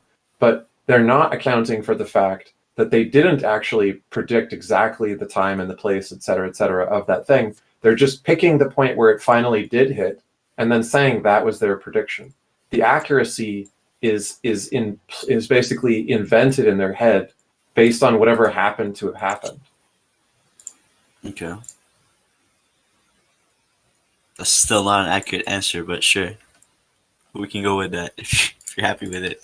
I really want to move on with the second point, though. So, Richardson said that he took the time to you, and you're gonna respond condescending like that. Let's move on. I was curious to hear what he was going to ask me about. That's not okay. Like, I don't even know what he was going to address. Do you? He's just being all condescending. That's not all right. Oh, okay. He was just about to say Richardson said, and that's obviously me. Being a dick to X. That's fine. Oh, okay. Okay, yeah, we'll move on then. Yeah. What's going on, Skorak? Hello, Skorak.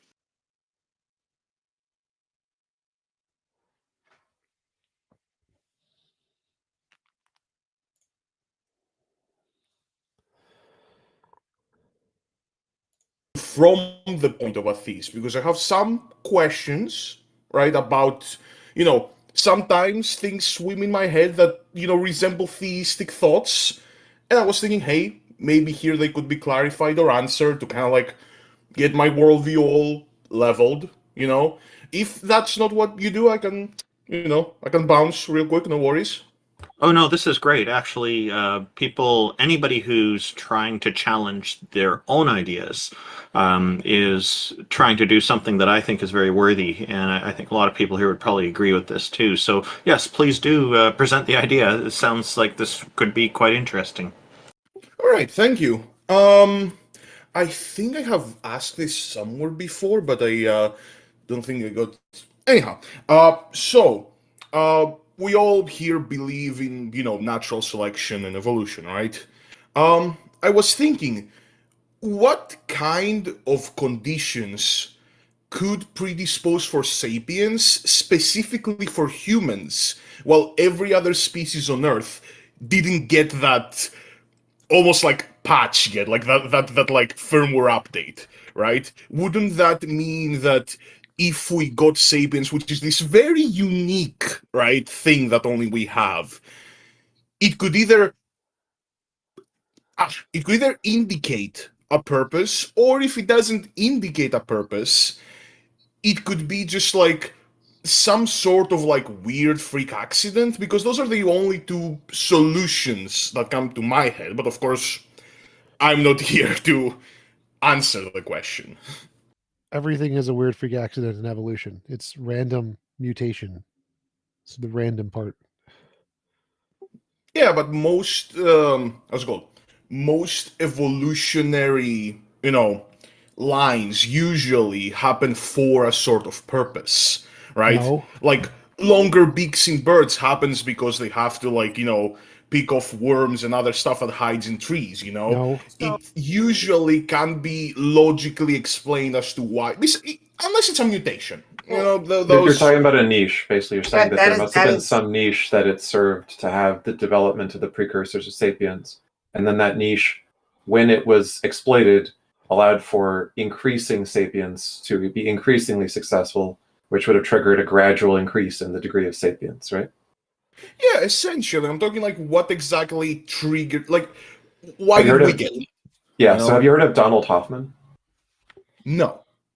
Okay, so he's got a book. I haven't read the book yet. I haven't obtained a copy yet. But Donald Hoffman's got a book called Sentience: The Invention of Consciousness. And he's done a bunch of research on animals, including blind sight in monkeys, where he found that it was an accidental discovery, but he found that monkeys who lost all the neurological stuff that they need to be able to see nonetheless acted like they could see stuff. And he thinks that this phenomenon, which he refers to as blind sight, is evidence that the phenomenal consciousness, the experience of seeing, can go away, but an animal can still receive the stimuli necessary to respond to its environment without the conscious part of it. I'm not sure what I think of the theory myself because I haven't read the whole book. But anyway, he thinks that there is an account for what kinds of conditions led to the development of what he calls sentience in our earliest ancestor that had a phenomenal experience. He thinks that birds have it and mammals have it. And like I mentioned before, he thinks that it probably developed in cylodonts, like some common ancestor to both mammals and reptiles. And he thinks the best candidate for the conditions that would have arisen is social hierarchy and the need for what's called a theory of mind about other beings to give you an advantage within the social hierarchy, which also requires you to have an awareness of your own thought process, a kind of thinking about your thinking, such that you can then infer what other animals are thinking and are likely to do, so you can predict what they're going to think about something happening, whether they're going to approve of it or disapprove of it, for instance. So you can figure out and strategize about how to do the things that'll win you the most approval and the most social popularity in your tight-knit social group. So he thinks that's the best candidate for what accounts for the original arising of phenomenal consciousness, aka sentience, as he uses the term, in our common ancestor. It's hard to say, but that's one possible explanation. And if I could just add on, I actually need to look up that book because I agree with a lot of what Ix was just saying right there. I think that we have a layer of consciousness. I think we have animals that then have sentience because it's hard to ask, are amoeba conscious, even though we have animal form amoeba? But are dogs introspective? A lot of them, I think we're starting to get more and more closer to something like that. And I think when you're asking about sapience, I think the right word was niche. We are tool makers. And because we kind of had that with our opposable thumbs along with our bigger brains, that has made us accomplish a hell of a lot. And it's sometimes I get what I call the we went to the moon fallacy often is we are so amazing. It has to be something special because we went to the moon, we did this, we built this. And to me, that just says once again that, to use the same word I used earlier, it's that it's awesome, amazing that we have something that I think introspection, like I was saying, is another layer on top of that. To me, is like Ix was saying, thinking about thinking, in that, we're having meta conversations instead of just seeing if something is in front of us and running away from it or not. And so, this is what we do. It's natural, and it's because of social groups. Yeah, that makes sense. By the way, I got the name wrong. Sorry, I was confusing because I just watched the thing about Donald Hoffman. It's Nicholas Humphrey, and I was able to find the book. So if you look on places where books can be found, it is available. It's called Sentience: The Invention of Consciousness by Nicholas Humphrey. Mm-hmm. So, just to try to get this right, essentially, it's nothing special. Like, it's just the it's a specific attribute we have that kind of like shows the illusion of it being like so much higher than other animals when in reality it's like one step above. It's like one deviation. Well, I mean, he thinks it was like a big breakaway that was very.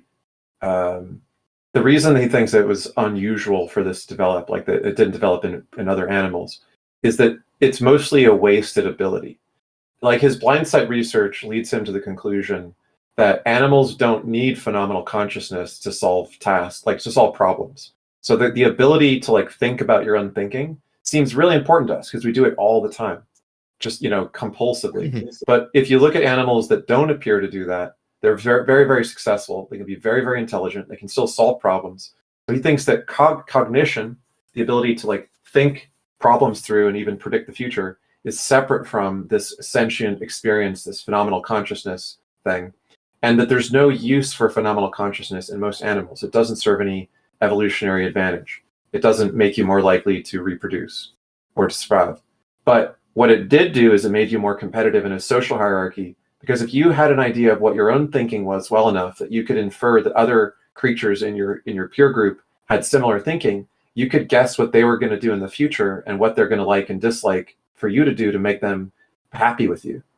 And it makes sense, right? That there's only going to be a select group of animals where that's important enough to matter. Because a lot of herd animals have a social group where all they need to do is basically have sex, eat grass, and not let 100% of them die, and they will have some children who succeed and continue. Most creatures can get by with just doing that much. They don't need this social competition, but some of our earliest ancestors did, and those are the reasons probably that sentience emerged. Yeah, fair enough. That seems satisfactory enough to me.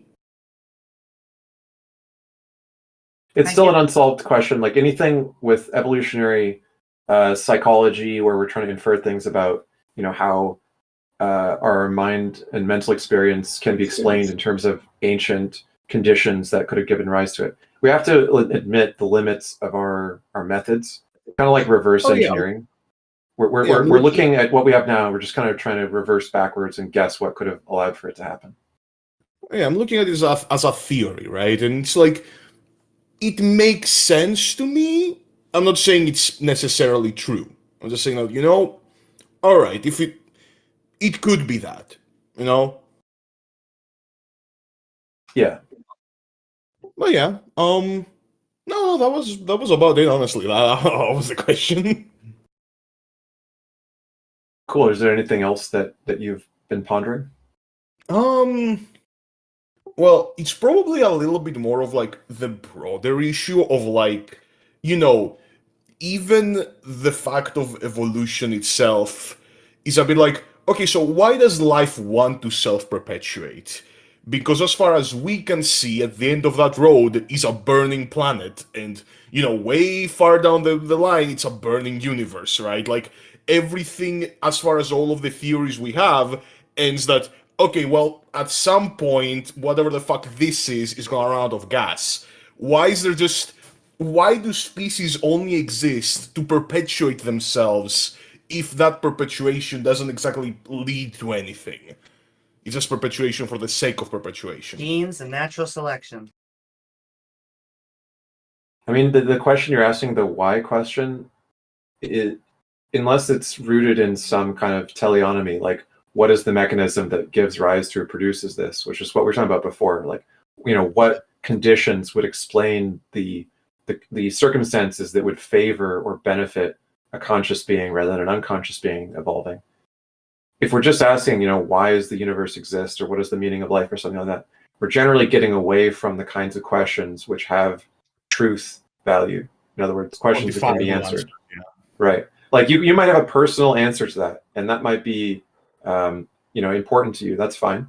I think that a lot of us can create a meaning around why we think life is worth living, or why we think that there's something to look forward to, but it's going to be individual, right? Like that's a matter of choosing to find a meaningful goal or something that you value, and it's not going to be universal, but it's I'm not saying the question is irrelevant in the sense that it's not good to have your own answer to that question, but I don't think that there's any universal true answer to that question. Wait, were you asking from like an evolutionary perspective? Because there is an answer from the evolutionary perspective. Things that don't have an inherent desire to reproduce and continue to grow die off more often. Therefore, we as surviving species have an inbuilt desire to reproduce and continue living because it was evolutionarily advantageous. Well, yeah, but my question was like on the more broad sense of like, you know, if we are to get way back, right? Like, how did the first protozoans be like? Yes, we want to survive. How did that desire happen? And at the end of the day, since we all know that like eventually the universe is gonna run out of juice, it's at the end of the day a very pointless desire. So why does all life want to do that? We have to separate out our own wants and desires. I think at this point in the evolutionary chain, we actually have to put in a lot of effort and going through pain not to want to live. However, you're talking about self-replicating molecules 4.5 billion years ago when the early Earth was still, a very different environment. And those are two separate things. And one has nothing to do with a mind, and the other has everything to do with one. There is a way of sort of generalizing about what kind of things physics is doing that give rise to self-organizing systems like protocells, which would then give rise to replicators, which then give rise to life in us. One of the theories about what we could sort of say is generally happening is called the free energy principle by Carl Friston, and there's a bunch of different offshoots of this, which are to do with like how it works in physics, how it works in biology, but there's such a thing as a Markov blanket. If you think about physics in terms of information, a thing that has a membrane between an internal state and an external state, such that the internal state can be like in a patterned way different than the outside state in ways that are repeatable, is going to be able to self-organize to have a very different structure than the external environment. Basically, membranes are special, right? And so when we look at things that have a membrane between an inner and an outer state that's only semi-permeable, in other words, some energy goes in and out, but most energy stays on one side or the other, we then get very different stuff on the two sides of that barrier. And the theories about how life started have to do with just such a Markov blanket, aka a protocell, and all it required was lipids, which are hydrophobic. In other words, they repel water, to have one side of them that has stuff in it, hence the protocell's internal contents, and the other side, the ocean. And that allowed for self-replicating molecules to get started and have their results reproduce, and then the protocell splits into two once it gets too large, and eventually it bootstraps reproduction. So it seems like there's a kind of thing that life is that actually is generalizable even beyond life. It's just something that happens in physics over and over and over again. Things that can have a barrier between them and the outside world self-organize into a structure that's complex. And they do so because of trying to reduce, or they appear as though they're trying to reduce the amount of free energy in the system. Oh, okay, fair enough. That makes sense, though. That last one kind of like, it's like, pretty out there, but why it happened, right? It's a how it happened thing. So the basic problem with asking why questions when you're not talking about conscious agents is that there is no answer to the why when a conscious agent's not involved. Why is something that conscious agents make up and infer and impute about stuff. But it's not the how, it's the why that we invent. The how can be explained. The why is just something that we determine for ourselves. Fair. All right. The thing more for me and my questions is that I am not necessarily a very I believe in the scientific method. I'm just not very good at it, right? My own, my atheism more stems from philosophical questions, right? So I am less of a, okay, God doesn't exist because this, and this on the observable thing. I'm more like God shouldn't exist, right? Or if he does exist, that's not good what he did, so I don't want him to exist, right? So more of my questions are about the, that. More of my Like questions the are problem about of evil and so on. Yeah. Yeah. So I guess, yeah, true. If we go that far back, answering the why is a little, we get into theoretics. Yeah, I mean, why is a thing that we make up, basically. And we're prone to making up whys even when they're not there, because we're unsatisfied with the how, so we assume there's a why. Fair. Okay. Yeah, I wouldn't say I'm totally right.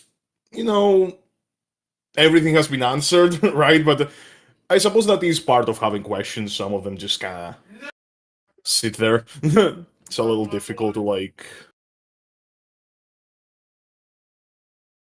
Yeah, I get what you're saying, and I do think it's fine to want to test the questions or doubts that one has that come up, the questions that are not easily answered, right? That's a perfectly good reason to want to call in and discuss something. So, and the most important thing is that when we don't know something, we just say, I don't know. We don't fill it in with an answer.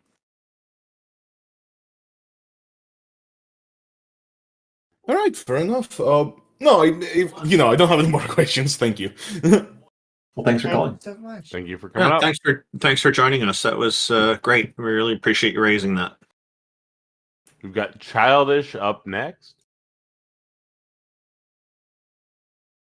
Welcome, Childish. Thank you for joining us.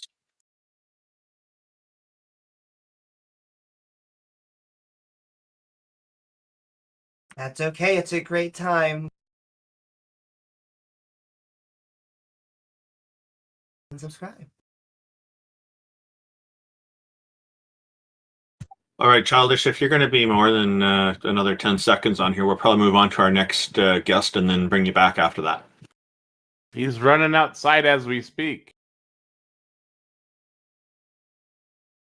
We do have a live show going here, so we should probably maybe put him back to the audience and bring up the next one. Slim? Hello, Slim. Welcome. Thank you for joining us. How are you today? I'm doing pretty good, thanks. So I just want to talk briefly about the history of Jesus Christ.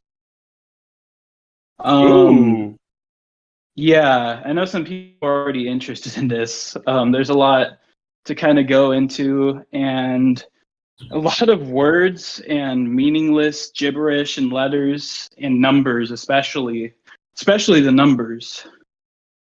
I mean, like the 77, more than that, all the numerological stuff.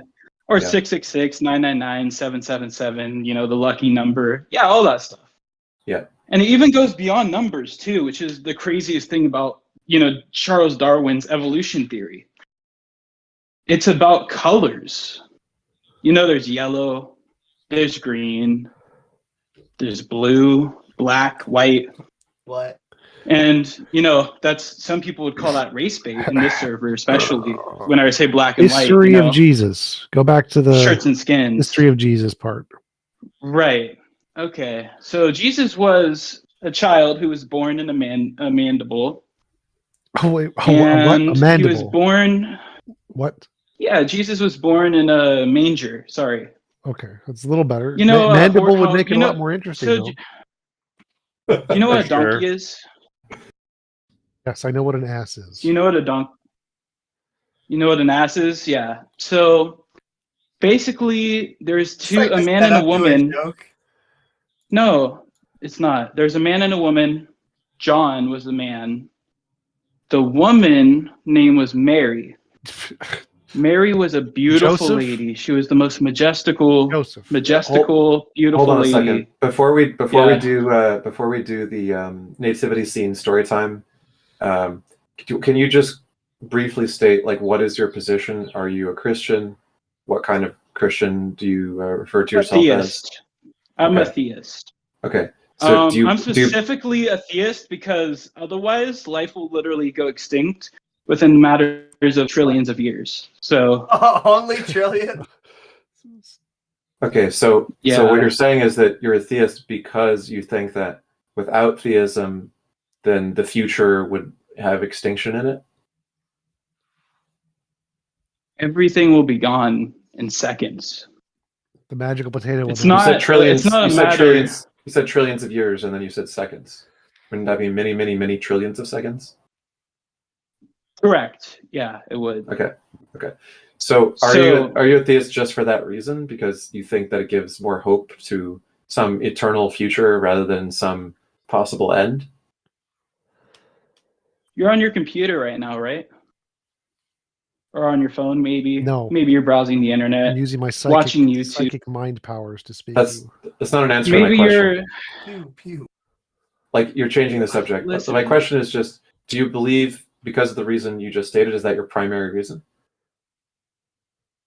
My primary reason is not because of evil or good. It's because there are things that exist, and these things inherently wreak seeds that plant new life. Does that make sense to you? That's just biology, right? Life produces life. What's the point? No, it's not just biology. It's way more advanced than biology. If you want to talk about biology, you could talk about, Spider-Man. Oh my gosh, look, it's a superhero. It's Spider-Man. Or you could talk about you're not being Batman. you're not being very coherent. It kind of comes off as trolling, to be honest. And you have troll in your profile tags. Can you make a non-troll point? There we go, ladies and gentlemen. Our answer. Whether or not, yeah, listen, man. Music, I'd say just study music. That's what I'd say. Is music Study like music. Is music like Spider-Man? Yeah. Sounds more like Batman. Yeah, true. It does sound more like Batman. Anyways, study 808 beats, because if you don't, all life will be vanished. Oh no. And possibly reappear in a snap. But an 808 is nothing without a 303. It sounds 303, yeah. Slim. True. It sounds like you're quite preoccupied with the end of the universe. Is this something that worries you? Oh. He's a troll. Dearly, yeah. He's trolling very dearly. He's having a hard time keeping the beat and keeping the Yep. rhythm. All right. You need if you're gonna troll, you need a drummer so you can keep it together. Before there was so much background noise that you wouldn't have been able to hear me, and then as soon as I cleared it up, I got kicked. Real quick. Welcome back, childish. Childish. You were not kicked. What happened is you weren't responding to us, so we moved on to our next guest, and we did say we would bring you back up and try again, and you're here now. I apologize for that. Okay, no problem. So I'm just going to start again. So welcome, thank you for joining us, and what have you got for us today? Personally, I have two questions. My first one is I just feel like a lot of the I guess rebuttals or refutations of Pascal's wager, at least in the mainstream, feel kind of weak to me, and I would like you guys to clear up where I feel like they're weak, and I guess strengthen them where I misunderstand them. Sure. Okay, so go ahead, TJump. Well, tell us Pascal's wager. Go ahead. My way, Yep. All right. Well, I guess the basic premises operate that in the most simplest form, if there is no God and you're a Christian, then it's basically neutral to slightly negative. At least it's finite. And if there is no God and you're an atheist, you get finite gain, or it's neutral. But if there is a God and you're Christian, you have infinite to gain. And if there is a God and you're atheist, you have infinite to lose. I would also argue that just I guess from another pragmatic position, that being Christian, even if God isn't real, provides other benefits like mental health and things like that. I think overall, I think Christians are proven to be happier people, and it's just easier for moral justifications of things and stuff like that. But I don't want to overcomplicate it, so just keep it in the simpler terms that you have finite to lose or gain as a Christian and atheist, and you have everything to lose if you're an atheist. Sure. So it's. Do you think that gambling is a good thing to use to guide your life? I mean, I don't think it's good. No, not necessarily, but that's because most of the time it's stacked against you. But if you want to consider any risk a gamble, then I would say maybe I would change my definitions there. But for example, if there was a lottery and there was it costed like $1 to enter, and 10 people, there was 100 people playing, and the win was $1,000, then you should probably play that lottery because chances there's like a high enough chance that you're gonna win But compared to can I losing. draw That you? sounds like out of No, 100 Brandon. people playing, you've got 1 out of 100 chances of winning and 99 out of 100 chances of losing. Pascal's wager, also known as a gambit, is a form of gambling. You're playing the odds. You're playing with different possible situations, and it's got a couple of problems. I would suggest take a look at rationalwiki.com and look up Pascal's wager there, because they lay out all the problems with it very well. But the two issues that I have with it is, one is it doesn't specify which deity, and it excludes polytheism because it's very focused on monotheism, the way it's often presented. But the other part of the problem with it is that when people are presenting it as a reason to believe in some god, part of some religion, that to me should be the end of it. But it seems to me that it's actually a form of false advertising, because as soon as somebody joins a religion based on Pascal's wager, then they find that there's a whole bunch of other things they have to do, and that wasn't presented to them in the initial wager. So there's more than meets the eye. So it's problematic in at least those 2 points. I'm sure others here have different critiques of it as well. Indeed, I agree with everything Randolph just said. Not only is it gambling, can I tell you why it's a bad gamble? Because from first glance, it looks like we have a roulette table that is just your God versus no God. And so, I mean, with just that on the roulette table, why not take that gamble? But that's not the actual gamble. What it is no God, your God, the Muslim God, the Hindu gods, the almost infinite amount of gods, even the possibility that the God that you selected actually wants you to only believe on good evidence, and if there's no good evidence, you should be an atheist. An infinite amount of possibilities, and you're now going to accept all of the baggage that comes along with that religion on the one in an infinite chance that you may be right based on no evidence. I think you guys are misunderstanding Pascal's wager. It's not a gamble, because the point is you're going to die. So you're already entered into the gamble. It's not like you're choosing to gamble something that you're already losing. It's a free bet. So it's a free lottery ticket, more or less. Secondly, the things that are entailed in religion is irrelevant to Pascal's wager. It doesn't matter. Literally, the only thing Pascal's wager says is if you believe in God. That's the only thing you have to agree to, nothing else whatsoever to the wager. That's it. So Pascal's wager is, if you believe in God and there is a God, you get infinite reward. If you believe in a God and there's no God, you just die, finite, zero.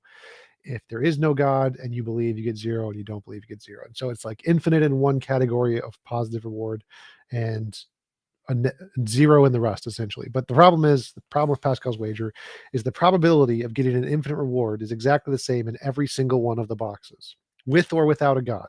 So if there is a God and you believe, you could get infinite reward. Of course, there's also the possibility that there's a different kind of God that will reward only people who don't believe. So there could be a God and you don't believe, and you get infinite reward. And it could be the case that there's an infinite reward with no God. So let's say there's like the Brahman or something, some fundamental force or essence of nature with no God that gives you infinite reward. So if there is no God, and say this force requires belief or something, it's just some arbitrary rule, then if there is no God and you believe in a God, you get infinite reward. It could be the case that this thing exists and it requires you to not believe in a God. So say there is no God and you believe there's no God, you get infinite reward. So the probability of getting infinite reward is the exact same under every single one of these categories. And the probability of getting infinite punishment is the exact same under every one of these categories. So you could believe in a God and there is a God, but he's the kind that sends you to infinite punishment if you believe in him. So in that case, you get infinite negative reward, punishment, or whatever. Same thing can apply to every one of the categories. So the problem with Pascal's wager is that whether there is a God or there is no God, the probability of getting infinite reward or infinite punishment is the exact same under every single category. It begs the question and assumes that there is a specific kind of a God and a specific kind of a no God out of the infinitely many variabilities of both categories. I agree with most of that, especially at the end. It's not a free lottery ticket because once again, it gets all of the baggage of the individual religion that you are accepting. It doesn't say any of that. The only part of Pascal's wager is you believe in Oh, God. So it omits the rest. It has nothing to do with Christianity. It's literally just Which saying God? it doesn't care. The only part of Pascal's wager is if you believe in a God and there is a God that lets you into heaven for believing. That's it. There's literally nothing else in Pascal's wager. It omits So it everything. is a God that accepts you into heaven, and no, specifically it was the Christian God. No. It was him very much saying, why not believe in the Christian God? No. Because you have no doesn't. reason not to. You get all of the advantage of actually going to get to heaven for just saying. No.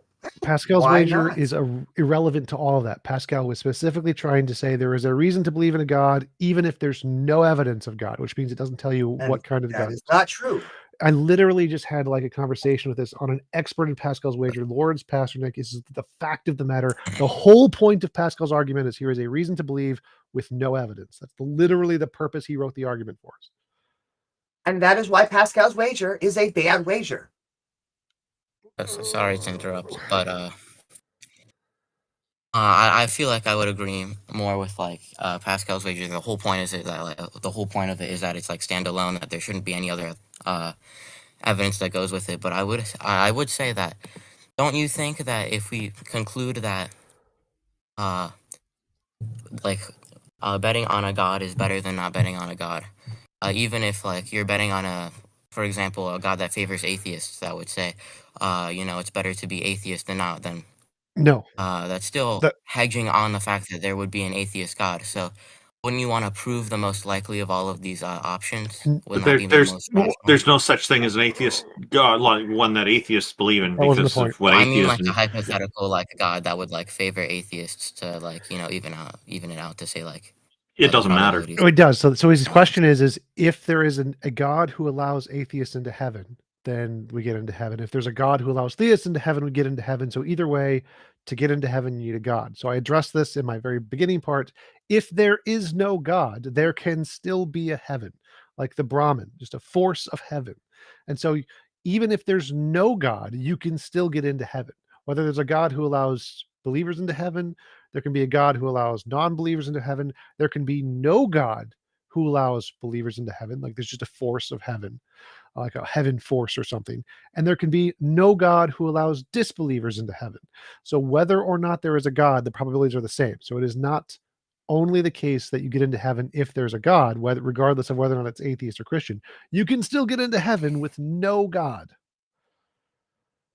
It sort of sounds like conjuring up a square of opposition.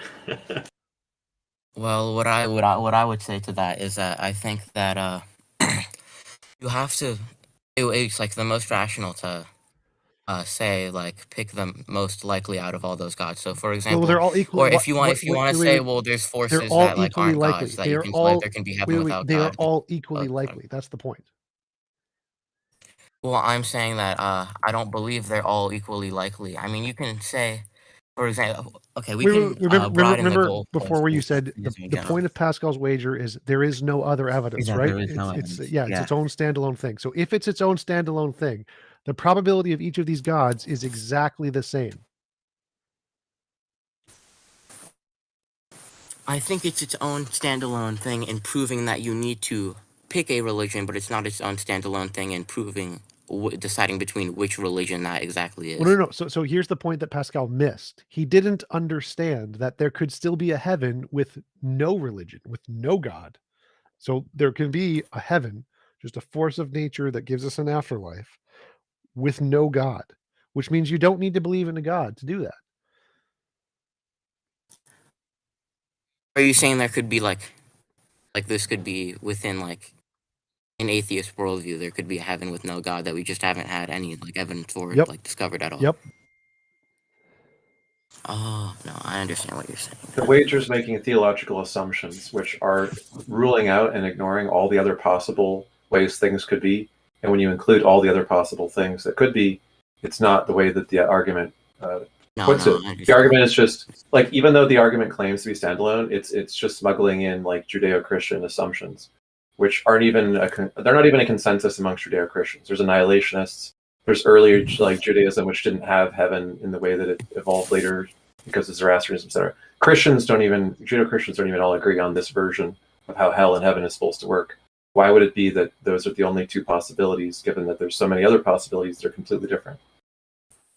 Sorry for the lack of articulation and all that, but I think that the chances of there being a god or a heaven without a god are much less likely. So I think Pascal's wager, like the point of it, or maybe that's not what he originally intended, but the purposes I'm using it for, it doesn't really matter to me what he originally intended, but like, you know, what matters is the arguments used to me specifically.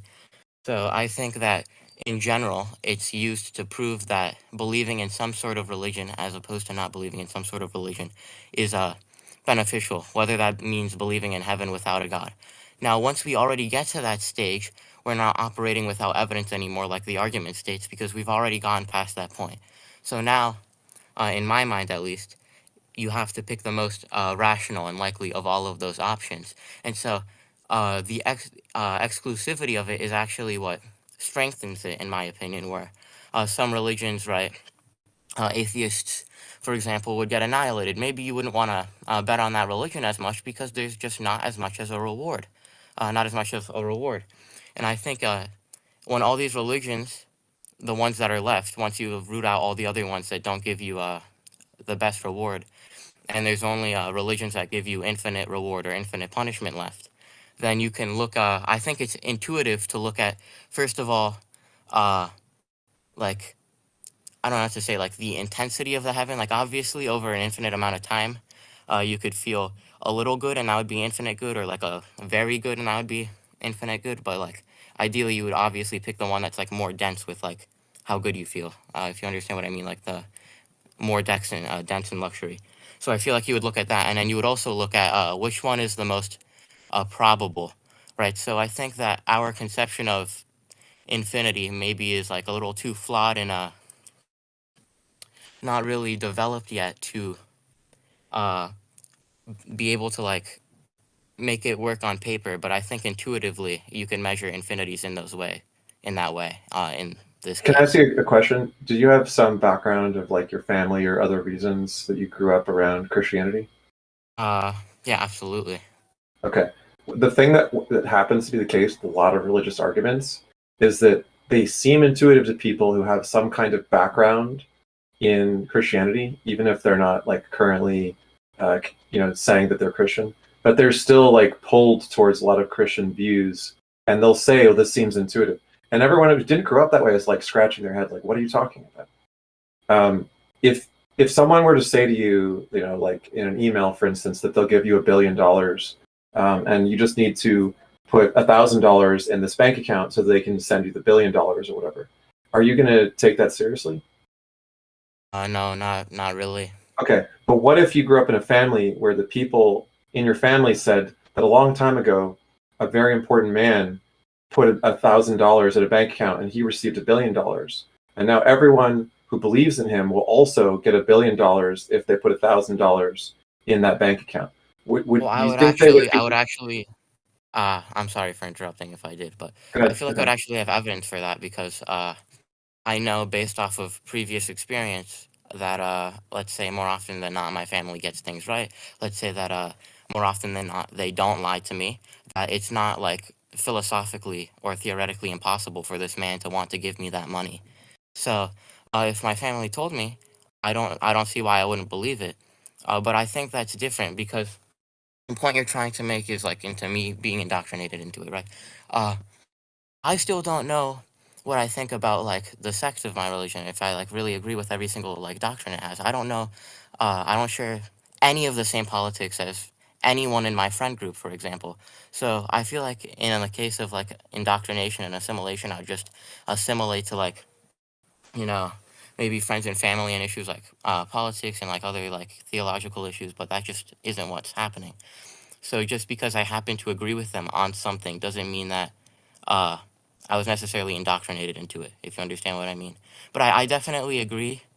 There was a point probably where I couldn't justify the existence of a god or something like that. I just like believed it because it was like convenient. I think everyone's done that for their personal beliefs before. Yeah, the I point just is don't think it's as widespread as what you're saying it is. when someone makes, well, it's, I mean, I would say it's universal, not just widespread, but universal, right? We're always going to be more leaning towards intuitions that we find favorable, even if we can't justify them, if they seem familiar to us and are like part of our background, of how we grew up and so on.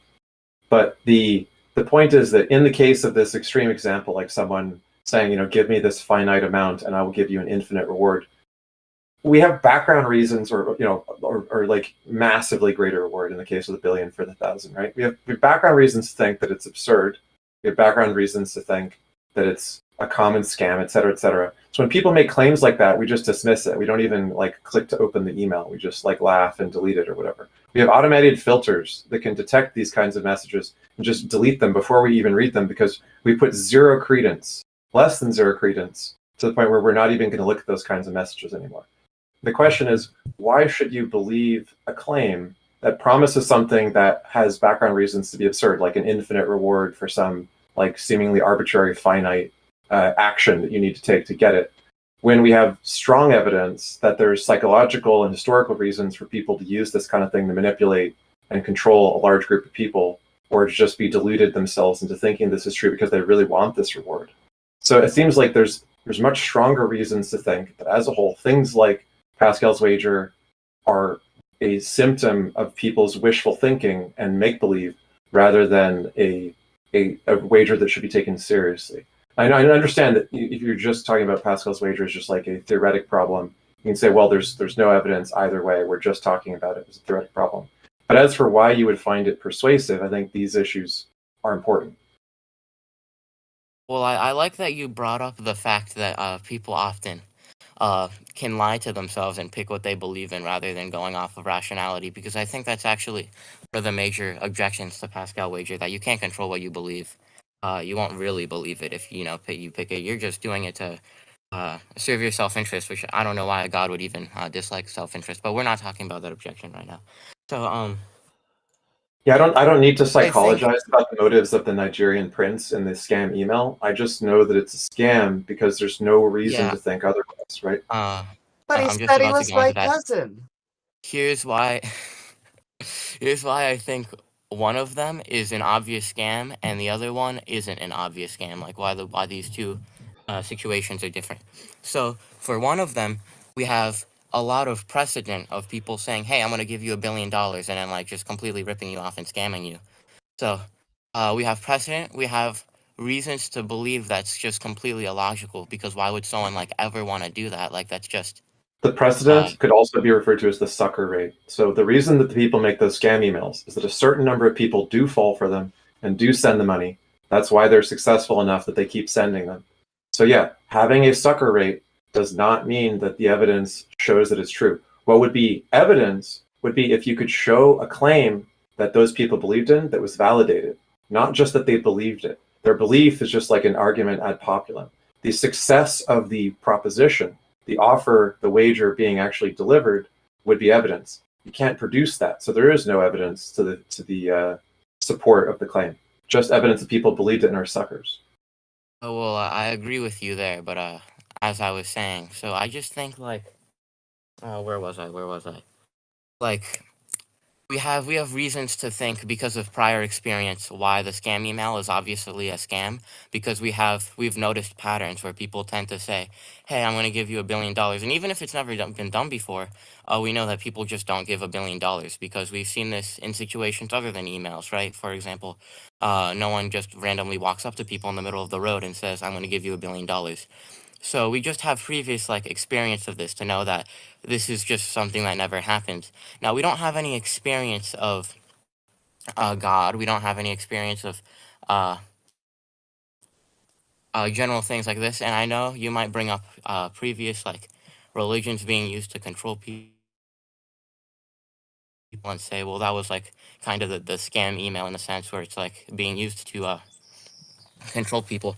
But the absolute worst case is that I have to alter the argument in a way where I would only believe in like a denomination that would not make me like adhere to following some living person. You know what I'm saying? Like, I think when I talked about picking in the most probable, I think if that person is still alive and stands to gain from you believing in that religion, that definitely makes it less probable. If people had something to gain from lying to people about it, then that definitely lowers it on the probability. So then you could just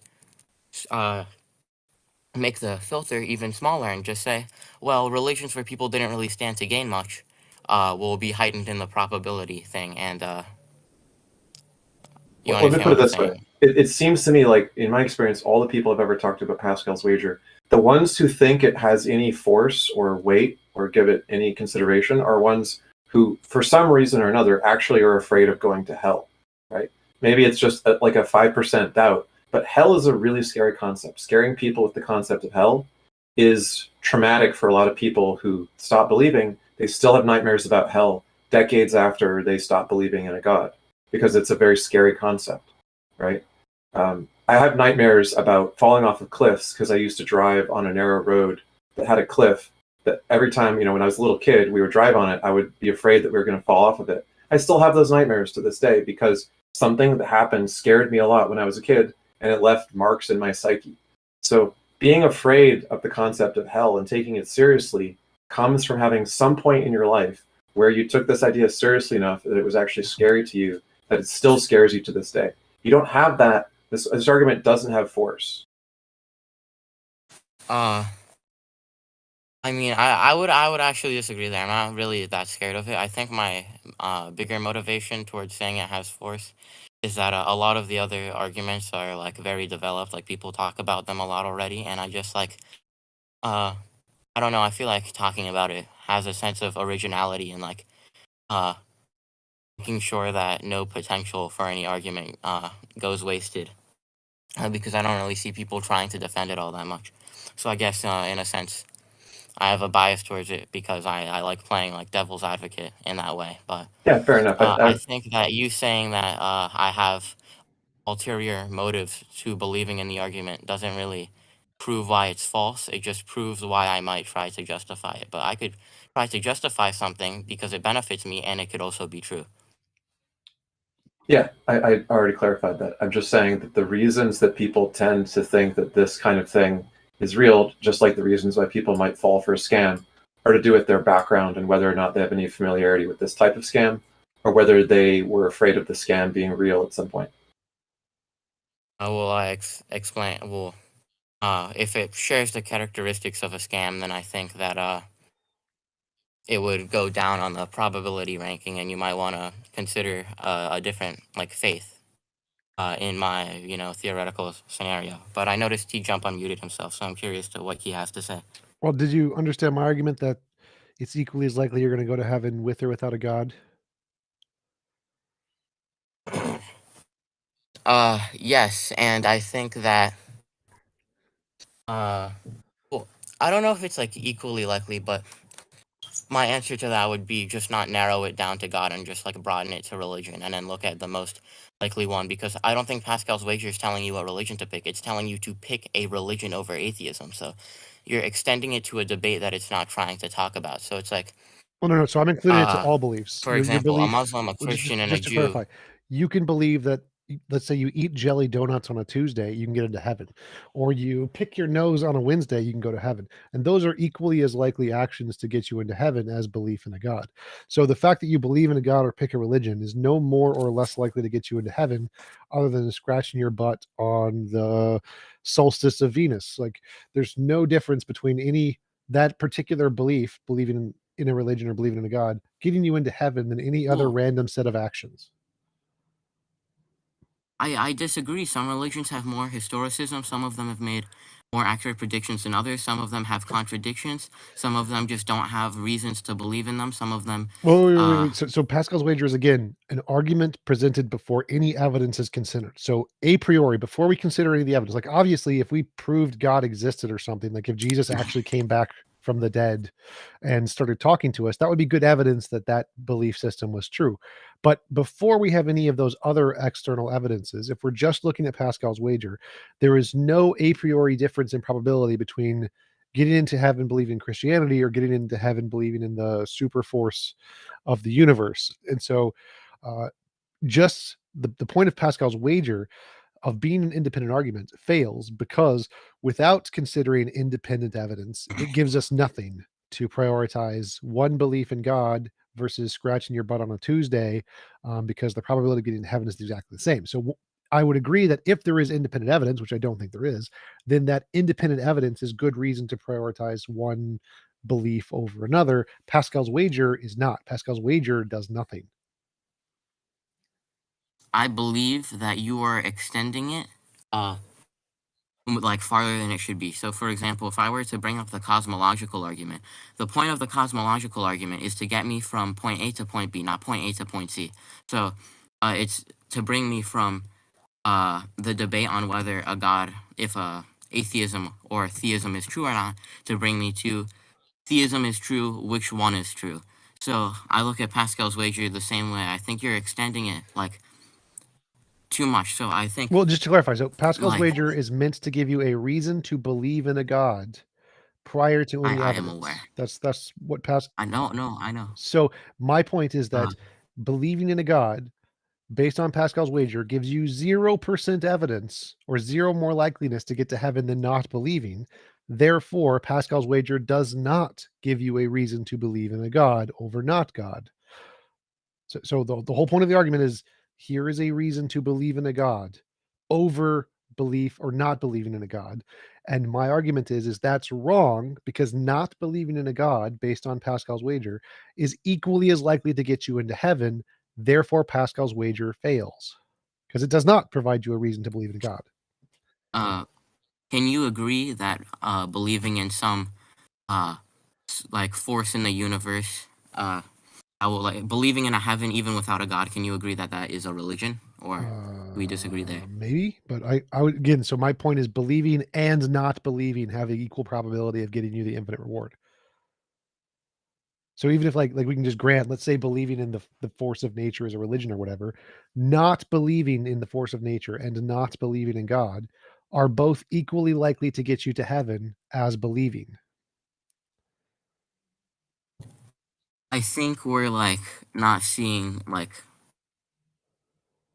I don't think I'm understanding like we're understanding each other very well here. So what I mean is Pascal's wager is to get you from atheism to theism, right? And so you can say, well, this is irrational because whether like they're both just as likely, but it's not true atheism that is just as likely. It's atheists that happen to also get the infinite reward of heaven. Right. That is just as likely, which is that's equally possible. So again, Pascal was begging the question. He was assuming atheism entails that there is no infinite reward. He's wrong. That's just his baseless assumption. There is no such entailment in atheism for that claim. So if he wants to say, let's say infinite reward versus not infinite reward, you have a reason to believe in infinite reward. Well, no, because again, not believing in infinite reward, you're still equally as likely to get the infinite reward.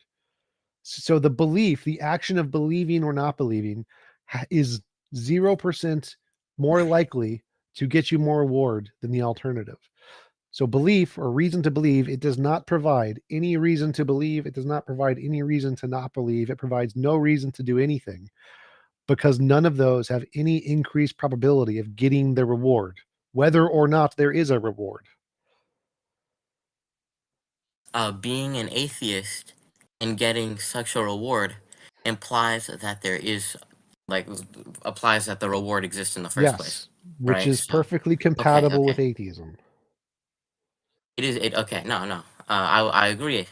Or not really like agree, but like I understand what you're saying. So what I'm saying is that I don't I don't really want to go back and forth and like in circles here, but atheism, like the reward from atheism, if atheism does get a reward, it is a religion that rewards atheism. So you'd still be completely No, rational to be an no. atheist. Again, Is it not? there's two possibilities. There is an atheism that rewards believers, and there is an atheism that rewards disbelievers. There's two different possibilities though, just like a God who rewards believers and a God who rewards disbelievers, like a God who puts atheists into heaven but puts theists into hell.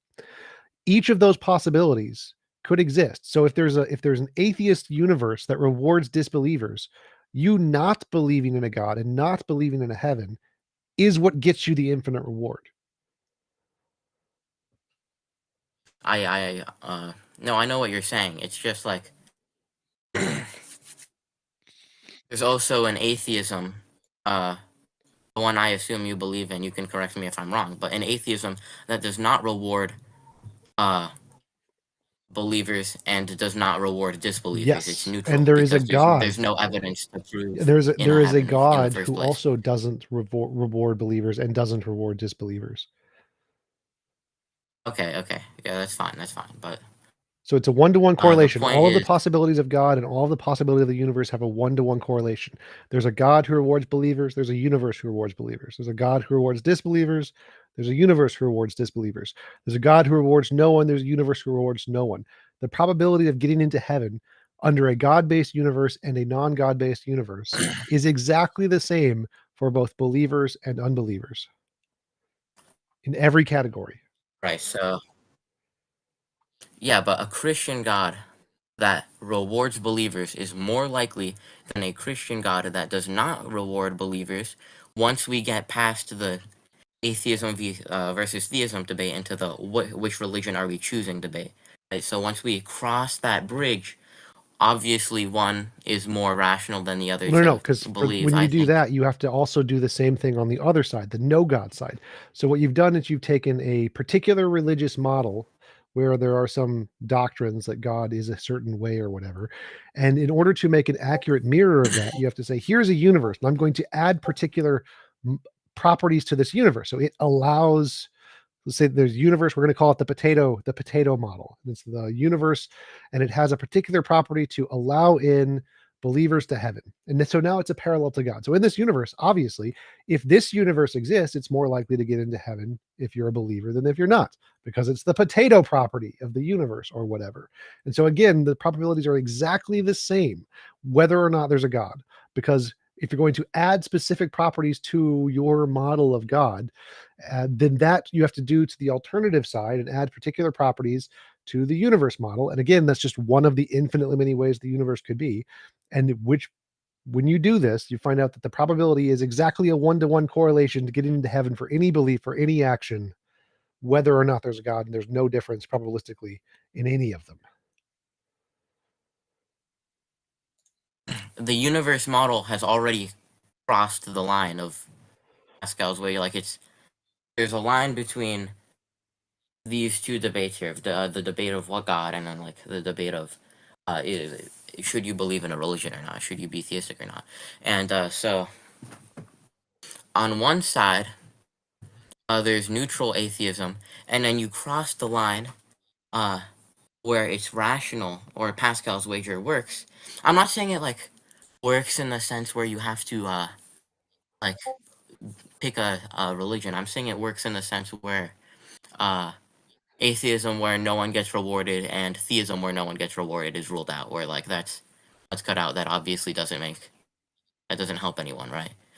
So those are irrational beliefs to hold.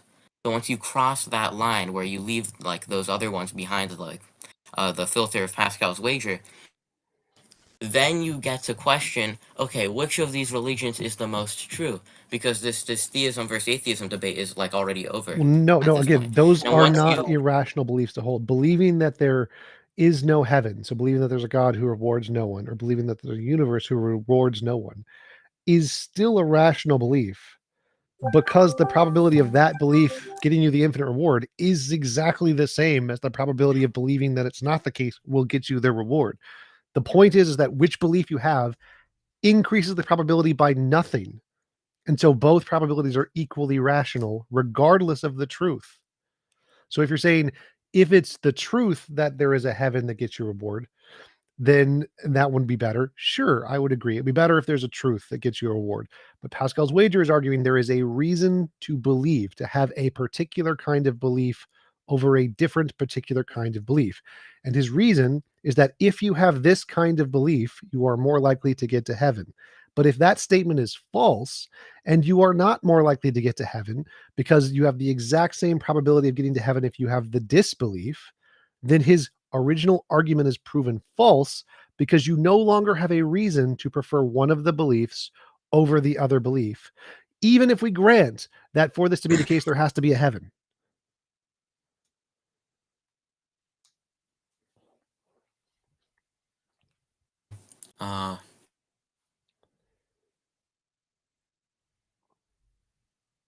Did he leave?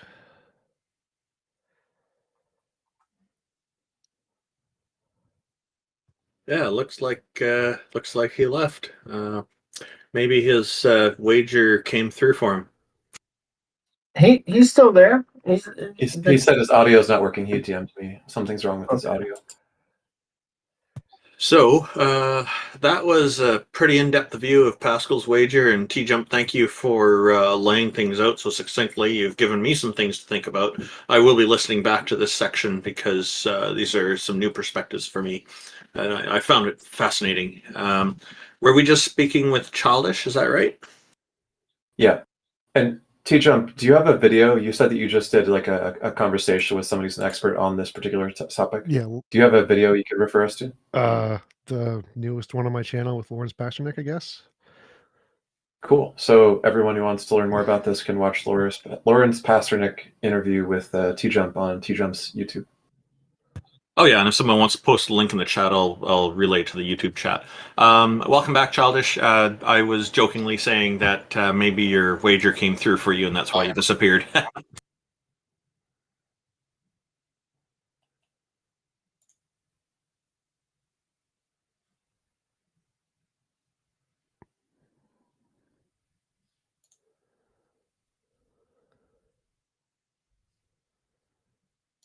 I know have to Discord's leave got and some rejoin the funny call. issues that way. Yeah. Well, yes. Yeah.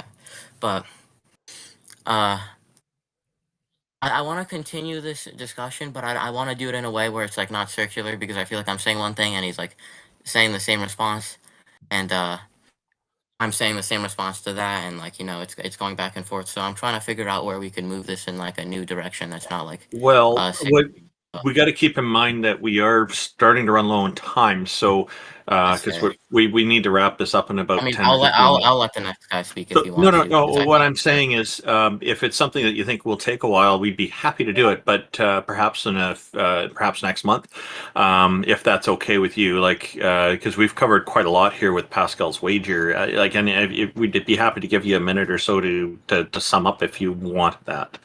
I mean, I'd love to do that. I have no objection to that. That sounds amazing to me. Okay, yeah. We just want to be not rushed because we gotta we're gonna end up at about an hour early today. But next month we'd be happy to bring you up again and talk some more, because this was quite an interesting discussion, I think. I had a good time talking to all of you, so I'm grateful. Also, TJump's video with Lawrence Pasternak, did anyone find the link to it? And would you be interested in watching that to understand more about what he's talking about? Yeah, I'm interested in watching that. Sure. Does anybody have the link for him? I'm trying to find it on your YouTube, TJump. Click on lives and go to YouTube. Oh, live. Okay. Okay, so it's a live stream, which is separate from the video list. Yep. So you have to click on live to find it. Okay, great. Lawrence Pasternak, I found it. Okay, I'm going to DM it to you, Childish. You can post it in the chat or leave it for me and I'll post it everywhere. I mean, I got what I wanted. I specifically wanted to talk to TJump because I remember that debate he did on Modern Day Debate like 3 years. I don't know how many years ago it was now, on Pascal's wager. TJump's done a lot of debates. He's very good at it. It got me interested in Yeah. this, so Awesome. I guess I'll let the next guy go up then. Well, thank you, Childish. We appreciate it, and we look forward to speaking with you again next month. Goodbye.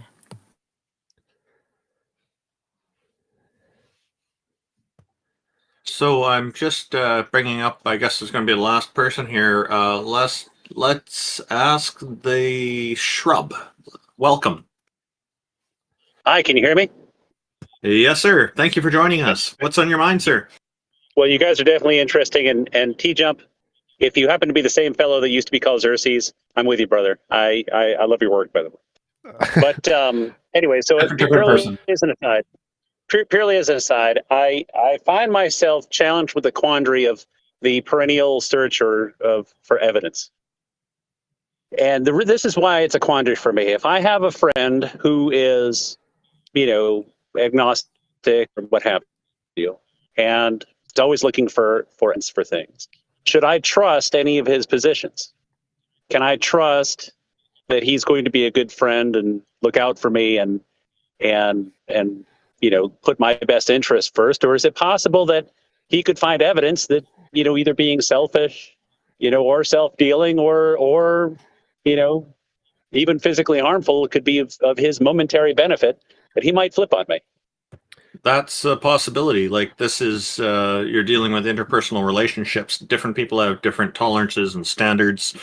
In business, I value an axiom, trust but verify. That it works quite well. So, there's certain people that you can trust, and there's others you may not know so well, or you may know that they have certain ethical tolerances that are different in certain areas.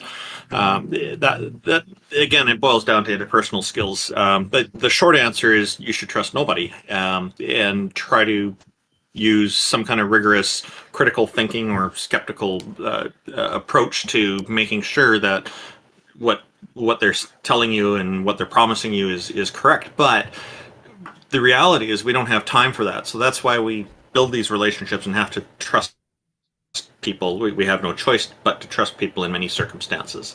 The person rescuing us when we're drowning, we don't have time to question if they're actually trying to rescue us. We just go for it, right? So it's kind of a hit and miss. You have to look at the situation and decide, is it appropriate to question it. Some people, if they're going to tell you something minor, like they believe in a certain deity, it tends to be no problem to just go ahead and trust that. But if they're telling you something that's really going to have a strong impact on your life, you'd probably be better off to kind of check on things and verify these things. So I'd say no. I say that'd be completely wrong. You would need evidence that someone who requires evidence would be more or less likely to betray you. That would be the question you're asking. Because the question you're asking, if someone requires evidence, should I trust that they're going to maintain, I don't know, friendship or whatever, their personality trait? In order to answer that question, you would need to find out if someone who does seek evidence is more or less likely than someone who does not seek evidence to change their personality. I would be willing to bet a significant portion of money that the person who requires evidence is less likely to change their belief system than the person who does not require evidence. Because if they do not require evidence, if they do not have a threshold to change beliefs, then they are more likely to change beliefs than someone who does have a threshold to change beliefs. But then your question is implying, I agree with this. Yeah. Implying that the further end, what if their threshold is they cannot change their belief, like infinite requirement or something, and they have no threshold that is an unmeetable threshold or something? That person is probably a crazy person. So having a rational threshold that you can change your belief system based on evidence is a rational thing to have. And then if you're asking, well, maybe that means he could change your position to do bad things. Well, sure, if there was like a lot of evidence in the universe that killing one person would save 1 million people, and there's a lot of evidence that you should do this, then maybe that person would turn on you and kill you. But that's probably a good thing at that point that they did that. If there's a ton of evidence that it's going to save millions of lives to kill you, then yeah, the reason they did it was probably a very good reason. And so changing your beliefs based on sufficient evidence is a positive trait, not a negative trait. That's excellent points, TJump. I agree with you. Okay. Well, I mean, to me, the challenge comes from, if you are constantly evaluating based upon new evidence, then you're also open to receiving what could be misleading information.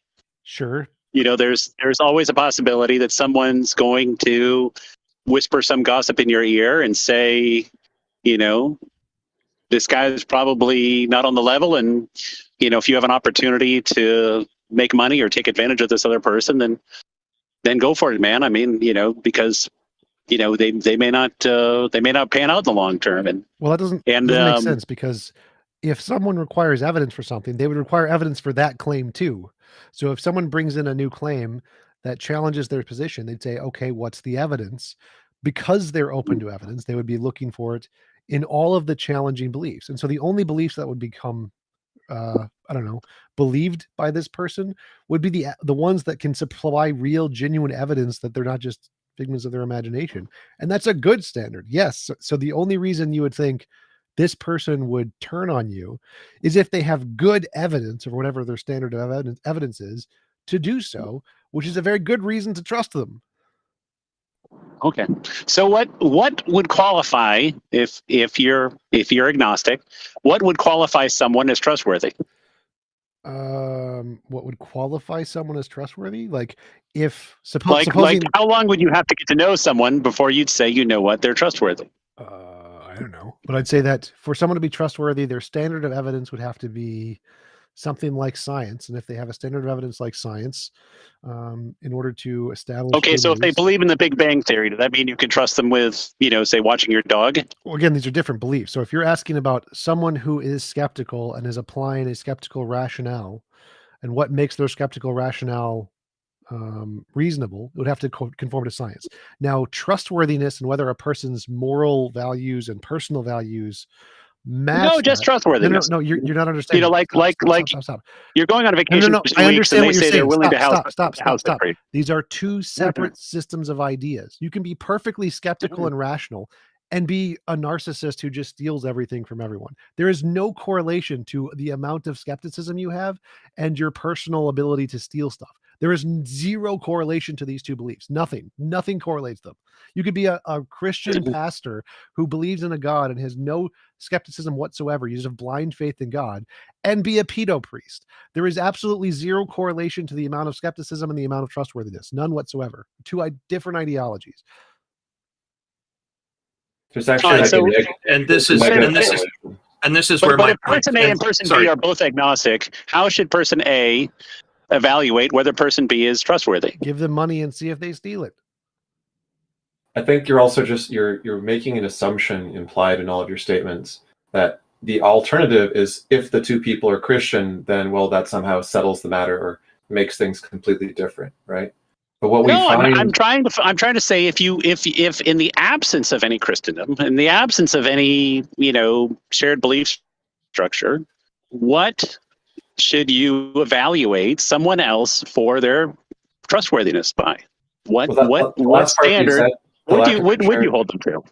That last part that you said, the lack of a shared belief structure, isn't. No, I'm saying if we wipe the table clean and say there's absolutely no Christianity, there's no God, there's no religion, there's no shared belief structure. The same. We're both agnostics. How do I trust you? The same. There is no difference between whether we have a shared belief structure or whether we do not have a shared belief structure. The shared belief structure is zero evidence of anything, whether or not you're trustworthy. It provides nothing. It's garbage. Complete nothing.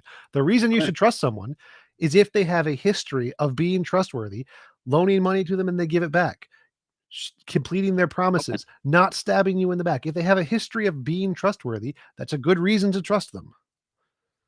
Okay. Which is what I was give them a chance to basically, which is what I was basically alluding to at the very beginning. Relationships. Okay. It also opens the possibility that you are giving people a false trust for a reason that's just they're supposed to be in my group. You go, well, hey, this guy can't be selling me snake oil. He told me he's a Christian. Yes, judging people based off of a similar ideology is what fools do. It's called an appeal to authority fallacy. That's why there's pedo priests. You should never trust someone because they have a shared ideology. That's a dumb idea. Don't do that. Indeed. Okay. I mean, if somebody says that, that they that they want to join ISIS and they want to be a freedom fighter, can you should I just give them a shot and say, yeah, you can watch my house for a month? If they have a history of being trustworthy people and never harming anybody, maybe. All right. Okay. But if someone says they want to, like, I don't know, love Jesus and want to be with Jesus in eternity, and they're wearing a little like white thing around their neck, do you think you should let them be alone with your kids?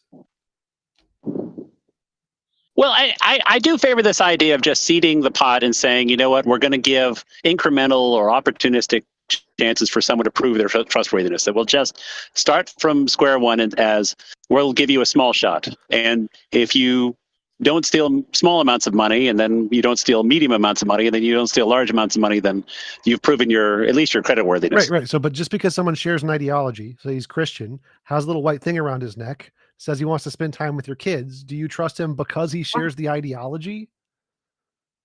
I know what I'm looking for a method to operate fairly with someone who's non-theistic. No. I'm saying if he is theistic, because you keep making a contrast between theistic versus non-theistic, and the standard should apply to both equally. Now, the only reason you would think there would be a difference between theistic and non-theistic is if you have this bias that the fact that they're theistic inherently makes them more trustworthy.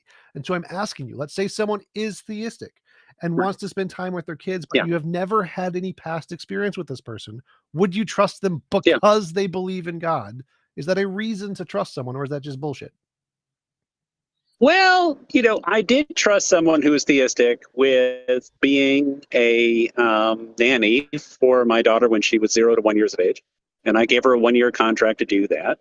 And her faith was a major sway of why I chose her. That's stupid. You probably shouldn't do that. That's what happened to all the pedo priests. Is their parents did that, and their parents and their kids were molested because they believed him for that reason. That's stupid. Don't do that. Well, but if someone has really profound warmth, really profound but they really believe sense of duty and purpose, it's really hard to argue against that. It doesn't matter if it's theism or non-theism, but I'm saying if someone's really got an overpowering... It's really easy. It's called a con man. Con men literally have that. They've literally trained their personalities to be that because people are gullible enough to. She wasn't a con man, but at the end of the day, she also then encouraged to line her up with a husband who ended up being really messed up. What about so the logic it didn't don't work you understand? Con men use confidence to manipulate you. Not everyone is a con man, but simply trusting someone based. Stop talking. Just simply trusting someone based on their level of confidence or the fact that they share some kind of ideological value is what a fool does. Do not do that. Use evidence, not confidence. Okay. All right. Yeah, if you're gonna go do business with someone, look at their reviews, look at the people who done business with them first, and build your image that way, no matter what they believe. Yeah, but those Amazon stars can be forged, unfortunately. It's better than confidence. Those my earlier point. Yes, it's better evidence than confidence. That was my earlier point. I have a dog, and I'm gonna take it to a groomer that I never took my dog to. What do? I look at their reviews first. I see if there's people talking about them or not, and then I will take. And through the experience, maybe after the second, third time, I didn't like their service, I will go find someone else. No, you should ask them. Ask them what God they believe in. That's how you should decide. I don't care. I'm an atheist that lives in South America, in the south of the United States. There's more churches here than grocery stores, so there's a high chance they believe in God. I don't care. Well, at least they believe in going to church and giving money to a church. I don't care what they believe, as long as they're gonna do a good job. Pedo priests also do that. Not a great standard. Yeah. Yeah, but I don't know if I wanted to choose a pedo priest for raising my infant. I don't know. Do you think that donating money to do you think that donating money to the Christian churches is a good thing? Well, it's evidenced by the construction of churches. When they're given money, they build it. Yeah, that doesn't answer my question though. Oh boy. I asked you if you think that's a good thing. I'm just saying, it's evidence that they raised money. If they didn't raise money, they'd still be in like a high school or something. Or yeah, but I'm asking you if that's a good. I'm asking you if that's a good thing to donate money to a Christian church. Well, I like to donate to specific causes, not just blanket en masse, money. But I I recently gave a couple $1,000s for a new planting garden at my daughter's school. So there you I go. get to That's do a good thing. Montessori planting. That's probably a good thing to do. Yeah, there's But, evidence of that being a good thing because there's research that shows that kids that do spend time outside have a whole bunch of positive outcomes compared to those that don't. So that's a great idea. And to that and to this end, I mean, Montessori teaching is a very evidence based, and it also gives kids a good ability to use their hands and think independently. So, but at the end of the day, the school that we chose for our daughter is, I would say, non-theistic. They don't have Christmas. They don't celebrate Christian ceremonies of any sort. There's no biblical writing or reading, and they do have children who are international from all over. Yeah. Are you now? Do you know that Montessori was originally created to help kids who have severe behavioral problems? We considered putting our kids in Montessori school. We decided not to, but I'm not saying the decision's right or wrong on your part. Each of the schools is run differently these days, but the history is one that's important to know, I think. Well, you might only feel Montessori after you see the bill. Before that, you're just thinking it's a good school. Then actually, you get hit with the big bill, and then I wanted to comment. Then you're definitely more sorry than Montessori. So I wanted to comment on what Randolph said there. Like, a lot of things were designed in order to address a really bad problem, but that doesn't mean that implementing them to like someone who's regular in society by association makes them a bad problem. So even if Montessori was designed to help troubled kids, that doesn't mean everybody who's going to a Montessori school must be a troubled kid, because even though it was designed for that, that could still be a good or useful application to normal or excelling children as well, even if it was designed initially to deal with bad children. That's correct. I mean, I think it's neat in that they show small children how to do tracing of maps and stitching with yarn and all sorts of these little tactile things to use their hands and do little basic problem solving type things. And you don't see that in most elementary schools nowadays. But anyway, I digress. But honestly though, I have a method. Sorry, and you can't. I have to push back on that. This is quite common here in Canada. We do have that in the elementary schools here. The thing that turned us off about the Montessori school, one particular one that we looked at when our children were very young, is that when our kid was there with us, they pulled out 2 toys from the shelf to play with and mixed them together to build some blocks. And 5 different kids walked by and spoke in a mostly monotone voice. You can only play with 1 toy at a time. Obviously, we don't want our kids there, but there's, again, we know other people who are at Montessori schools who it's working great, and they're not strict like that. So that's, again, the thing, when you're going to say you don't see this in the elementary schools, we see this kind of stuff taught in the elementary schools here in Canada. So but maybe it's different where you are. Well, I don't trust Canadians because they don't lock their doors. I mean, anyone who walks around, with their door unlocked, I think is, Can I ask you a question, Trent? You're a Christian, right? Mostly. Okay.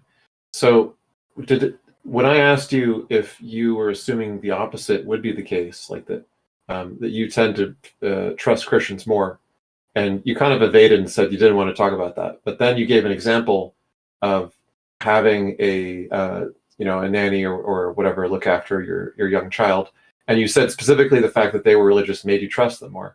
It seems like even though you didn't want to talk about that at the time, you actually do believe that just being Christian is evidence that you should trust somebody more.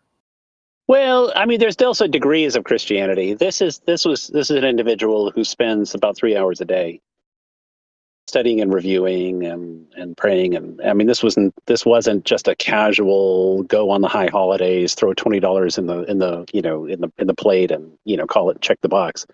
This was someone who had a very profound faith. And I mean, I'm just saying it on this particular case.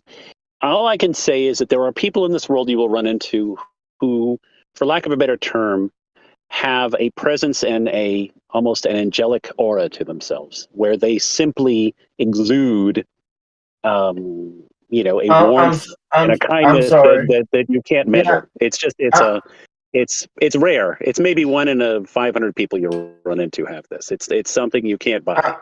I'm sorry to tell you, but that's just your own way of looking at her. that angelic exuberance, because that's just personal way for you to look at that person. I might look at the same person and think, nah, she doesn't have anything. She's a poor woman. She have to go work with a nanny, have problems at home. So it's different, you know? And it's being Well, you would think. You would think. What? I mean, you haven't had a chance to meet her, so I can understand your skepticism. I really do. Ironically- I genuinely can empathize with that. Ironically, the reason women are most attracted to like psychopaths and selfish guys is exactly for that reason. The confidence that they have, they exude this feeling that makes them feel all hyper energetic, and they're attracted to really assholey guys because they have that positive emotional tract. The fact that they give you that sensation is a reason you should not trust them, because that's your brain from due to evolutionary reasons, getting you to release dopamine due to their personality type, because it has a very contagious personality type. And so you should doubt them more and actually look for evidence more than not trust them for that reason. You should not trust people because you get this warm, fuzzy feeling from their personality. That's a reason. That's one of the cognitive biases in your brain, not an actual evidential reason to trust them. All right. Well, I guess if you ever fall in love with a girl, you should also despise her and mistrust her. Well, not despise her and mistrust her. Look for evidence. It's just don't. Yes, look for evidence. Yeah, I'm not gonna like just. You could fall in love.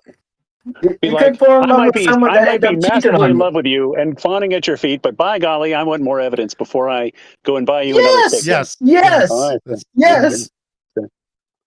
In fact, you should be buying me a steak dinner because I don't trust you yet. No. You sound like someone who meets someone like it. You could. It's another scam again. There's plenty of people that get scammed by like someone online that pretend to be a girl and fall in love with them, and then send them money, or even like spend tons of money and they lose it. And yeah, find evidence. Find evidence before you invest in any relationship. Don't just base it on ideology. And the problem is that you add more value to someone with a belief, a Christian belief especially, than anyone else. And that's a problem because you could end up in a situation where you think someone is trustworthy because they're Christian or have this belief, and they end up being not trustworthy. Christian belief, who I see right through in a heartbeat. Like I wouldn't trust Ted Cruz with a potted plant. I know this may sound horrendous, but that the U.S. senator from Texas, I would literally, if he was the last person in my neighborhood who could watch my potted plant when I went on like a 2-month vacation, it wouldn't be him. This is something we can both agree on, but we also get examples where theists will tell us that God can never lie. And I always want to be like, oh, sweetheart, I'm pretty sure anyone that's telling you they can never lie. I understand what you mean when, you look at your wife and that you see that she's amazing and the most beautiful human being ever, but that doesn't have to be a supernatural thing. Well, thank you very much. You probably just. Well, I mean, I've asked questions of people who are very religious that they've kind of shaken their head for a second, where I've said things like, okay, so you talk to God, and they say yes, and I said, so what color shoes does he wear? And they'll be like, I don't know what you're talking about. Well, if you've spoken with him, then you've seen what he looks like. How tall is he? Is he about 5'2"? Is he 6'1"? Is he slender? Has he got a full build? Does he have a bit of a pot belly? And they're stuck. They're like, I just I don't see that. Well, so then what do you see? And they're like, well, I don't see him at all. Well, you're talking to him, so then what is he? Is he speaking in a deep tone of voice? Is he got a high pitched voice?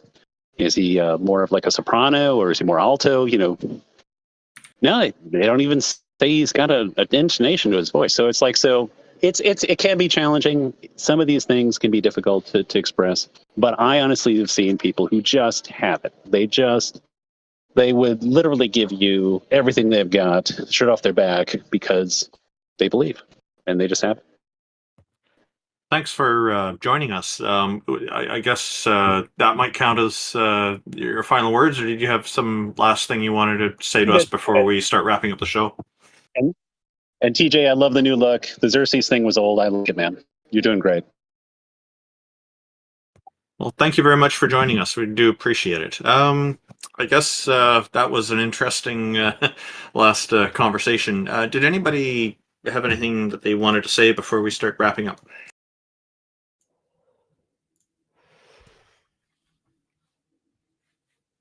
Look Fear into the the credentials fire. of anyone that you trust your kids with thoroughly. I think that was a very good takeaway from this. Oh yeah, definitely. It seems that the idea with having faith in the church has been kind of like a big flag for the people who want the access to children and in an unquestioned way. And so, the church probably left the door open, so to speak, for almost inviting this, perhaps unwittingly in the beginning. And it's quite telling, I think, when you see the church now that are trying to move their accused clergy out of the jurisdictional reach of the law, and instead of cooperating with the law. And that tells me that the problem's gotten really, really bad. And we take a look now, and we see even George Pell, very high up in the church, got convicted, and then it got overturned by their Supreme Court in Australia shortly after that. It's very strange dealings. But they've demonstrated, in my view, that they're not trustworthy. Also, I don't know if anyone caught that, but his example, he seemed to imply at the end that it didn't work out, and thus not even he has a time where giving confidence to someone with an in-group is going to give you a higher chance that they are going to not scam you. That's a good point. Did anybody have any final thoughts? Join the atheist church.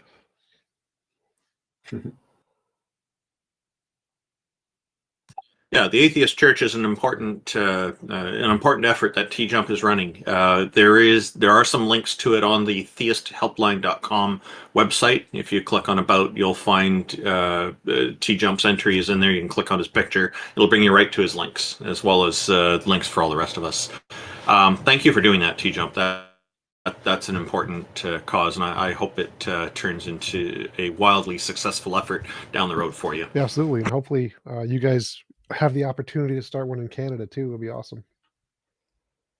Oh yeah, we need funding, and then we would be happy to do that. I would like to get enough funding to start a 24-hour, 7-day-a-week soup kitchen kind of arrangement as part of it as well, so that people who are really destitute will be able to have good nourishment, because I think that would also be helpful, and providing the food without any additional books as required reading. I think you know what I'm getting at. Oh yeah, sure. I think that's why we're trying to do the apartment building first, because that'll provide us a substantial amount of monthly income, which we can then use for other endeavors like food shelters and church facilities and other kinds of things.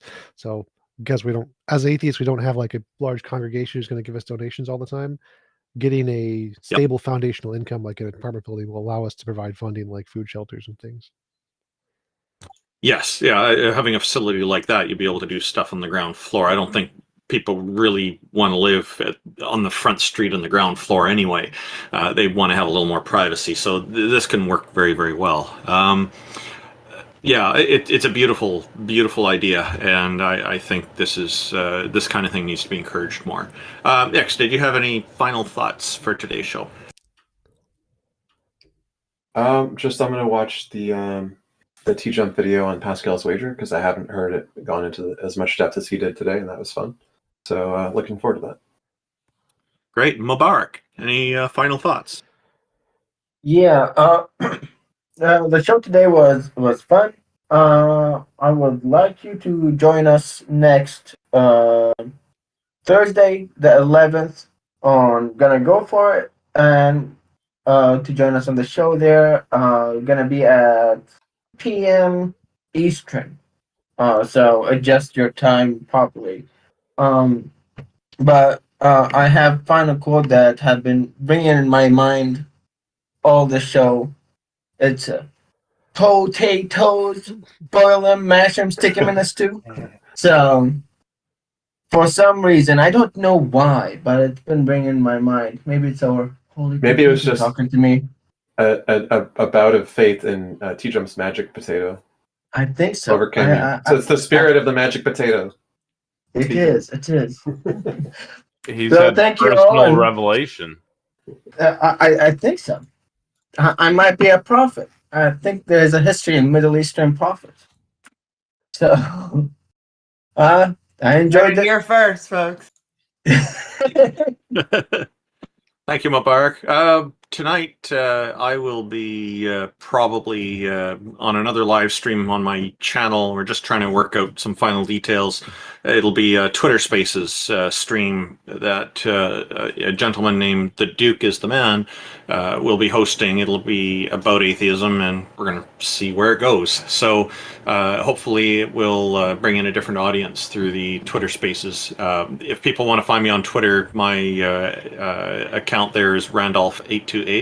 That's RANDOLF, or you can find it through the Theist Helpline website in the About section. Amy, did you have any final thoughts? Sure. I just wanted to talk about how numerous theists seem to deal with this version of consciousness.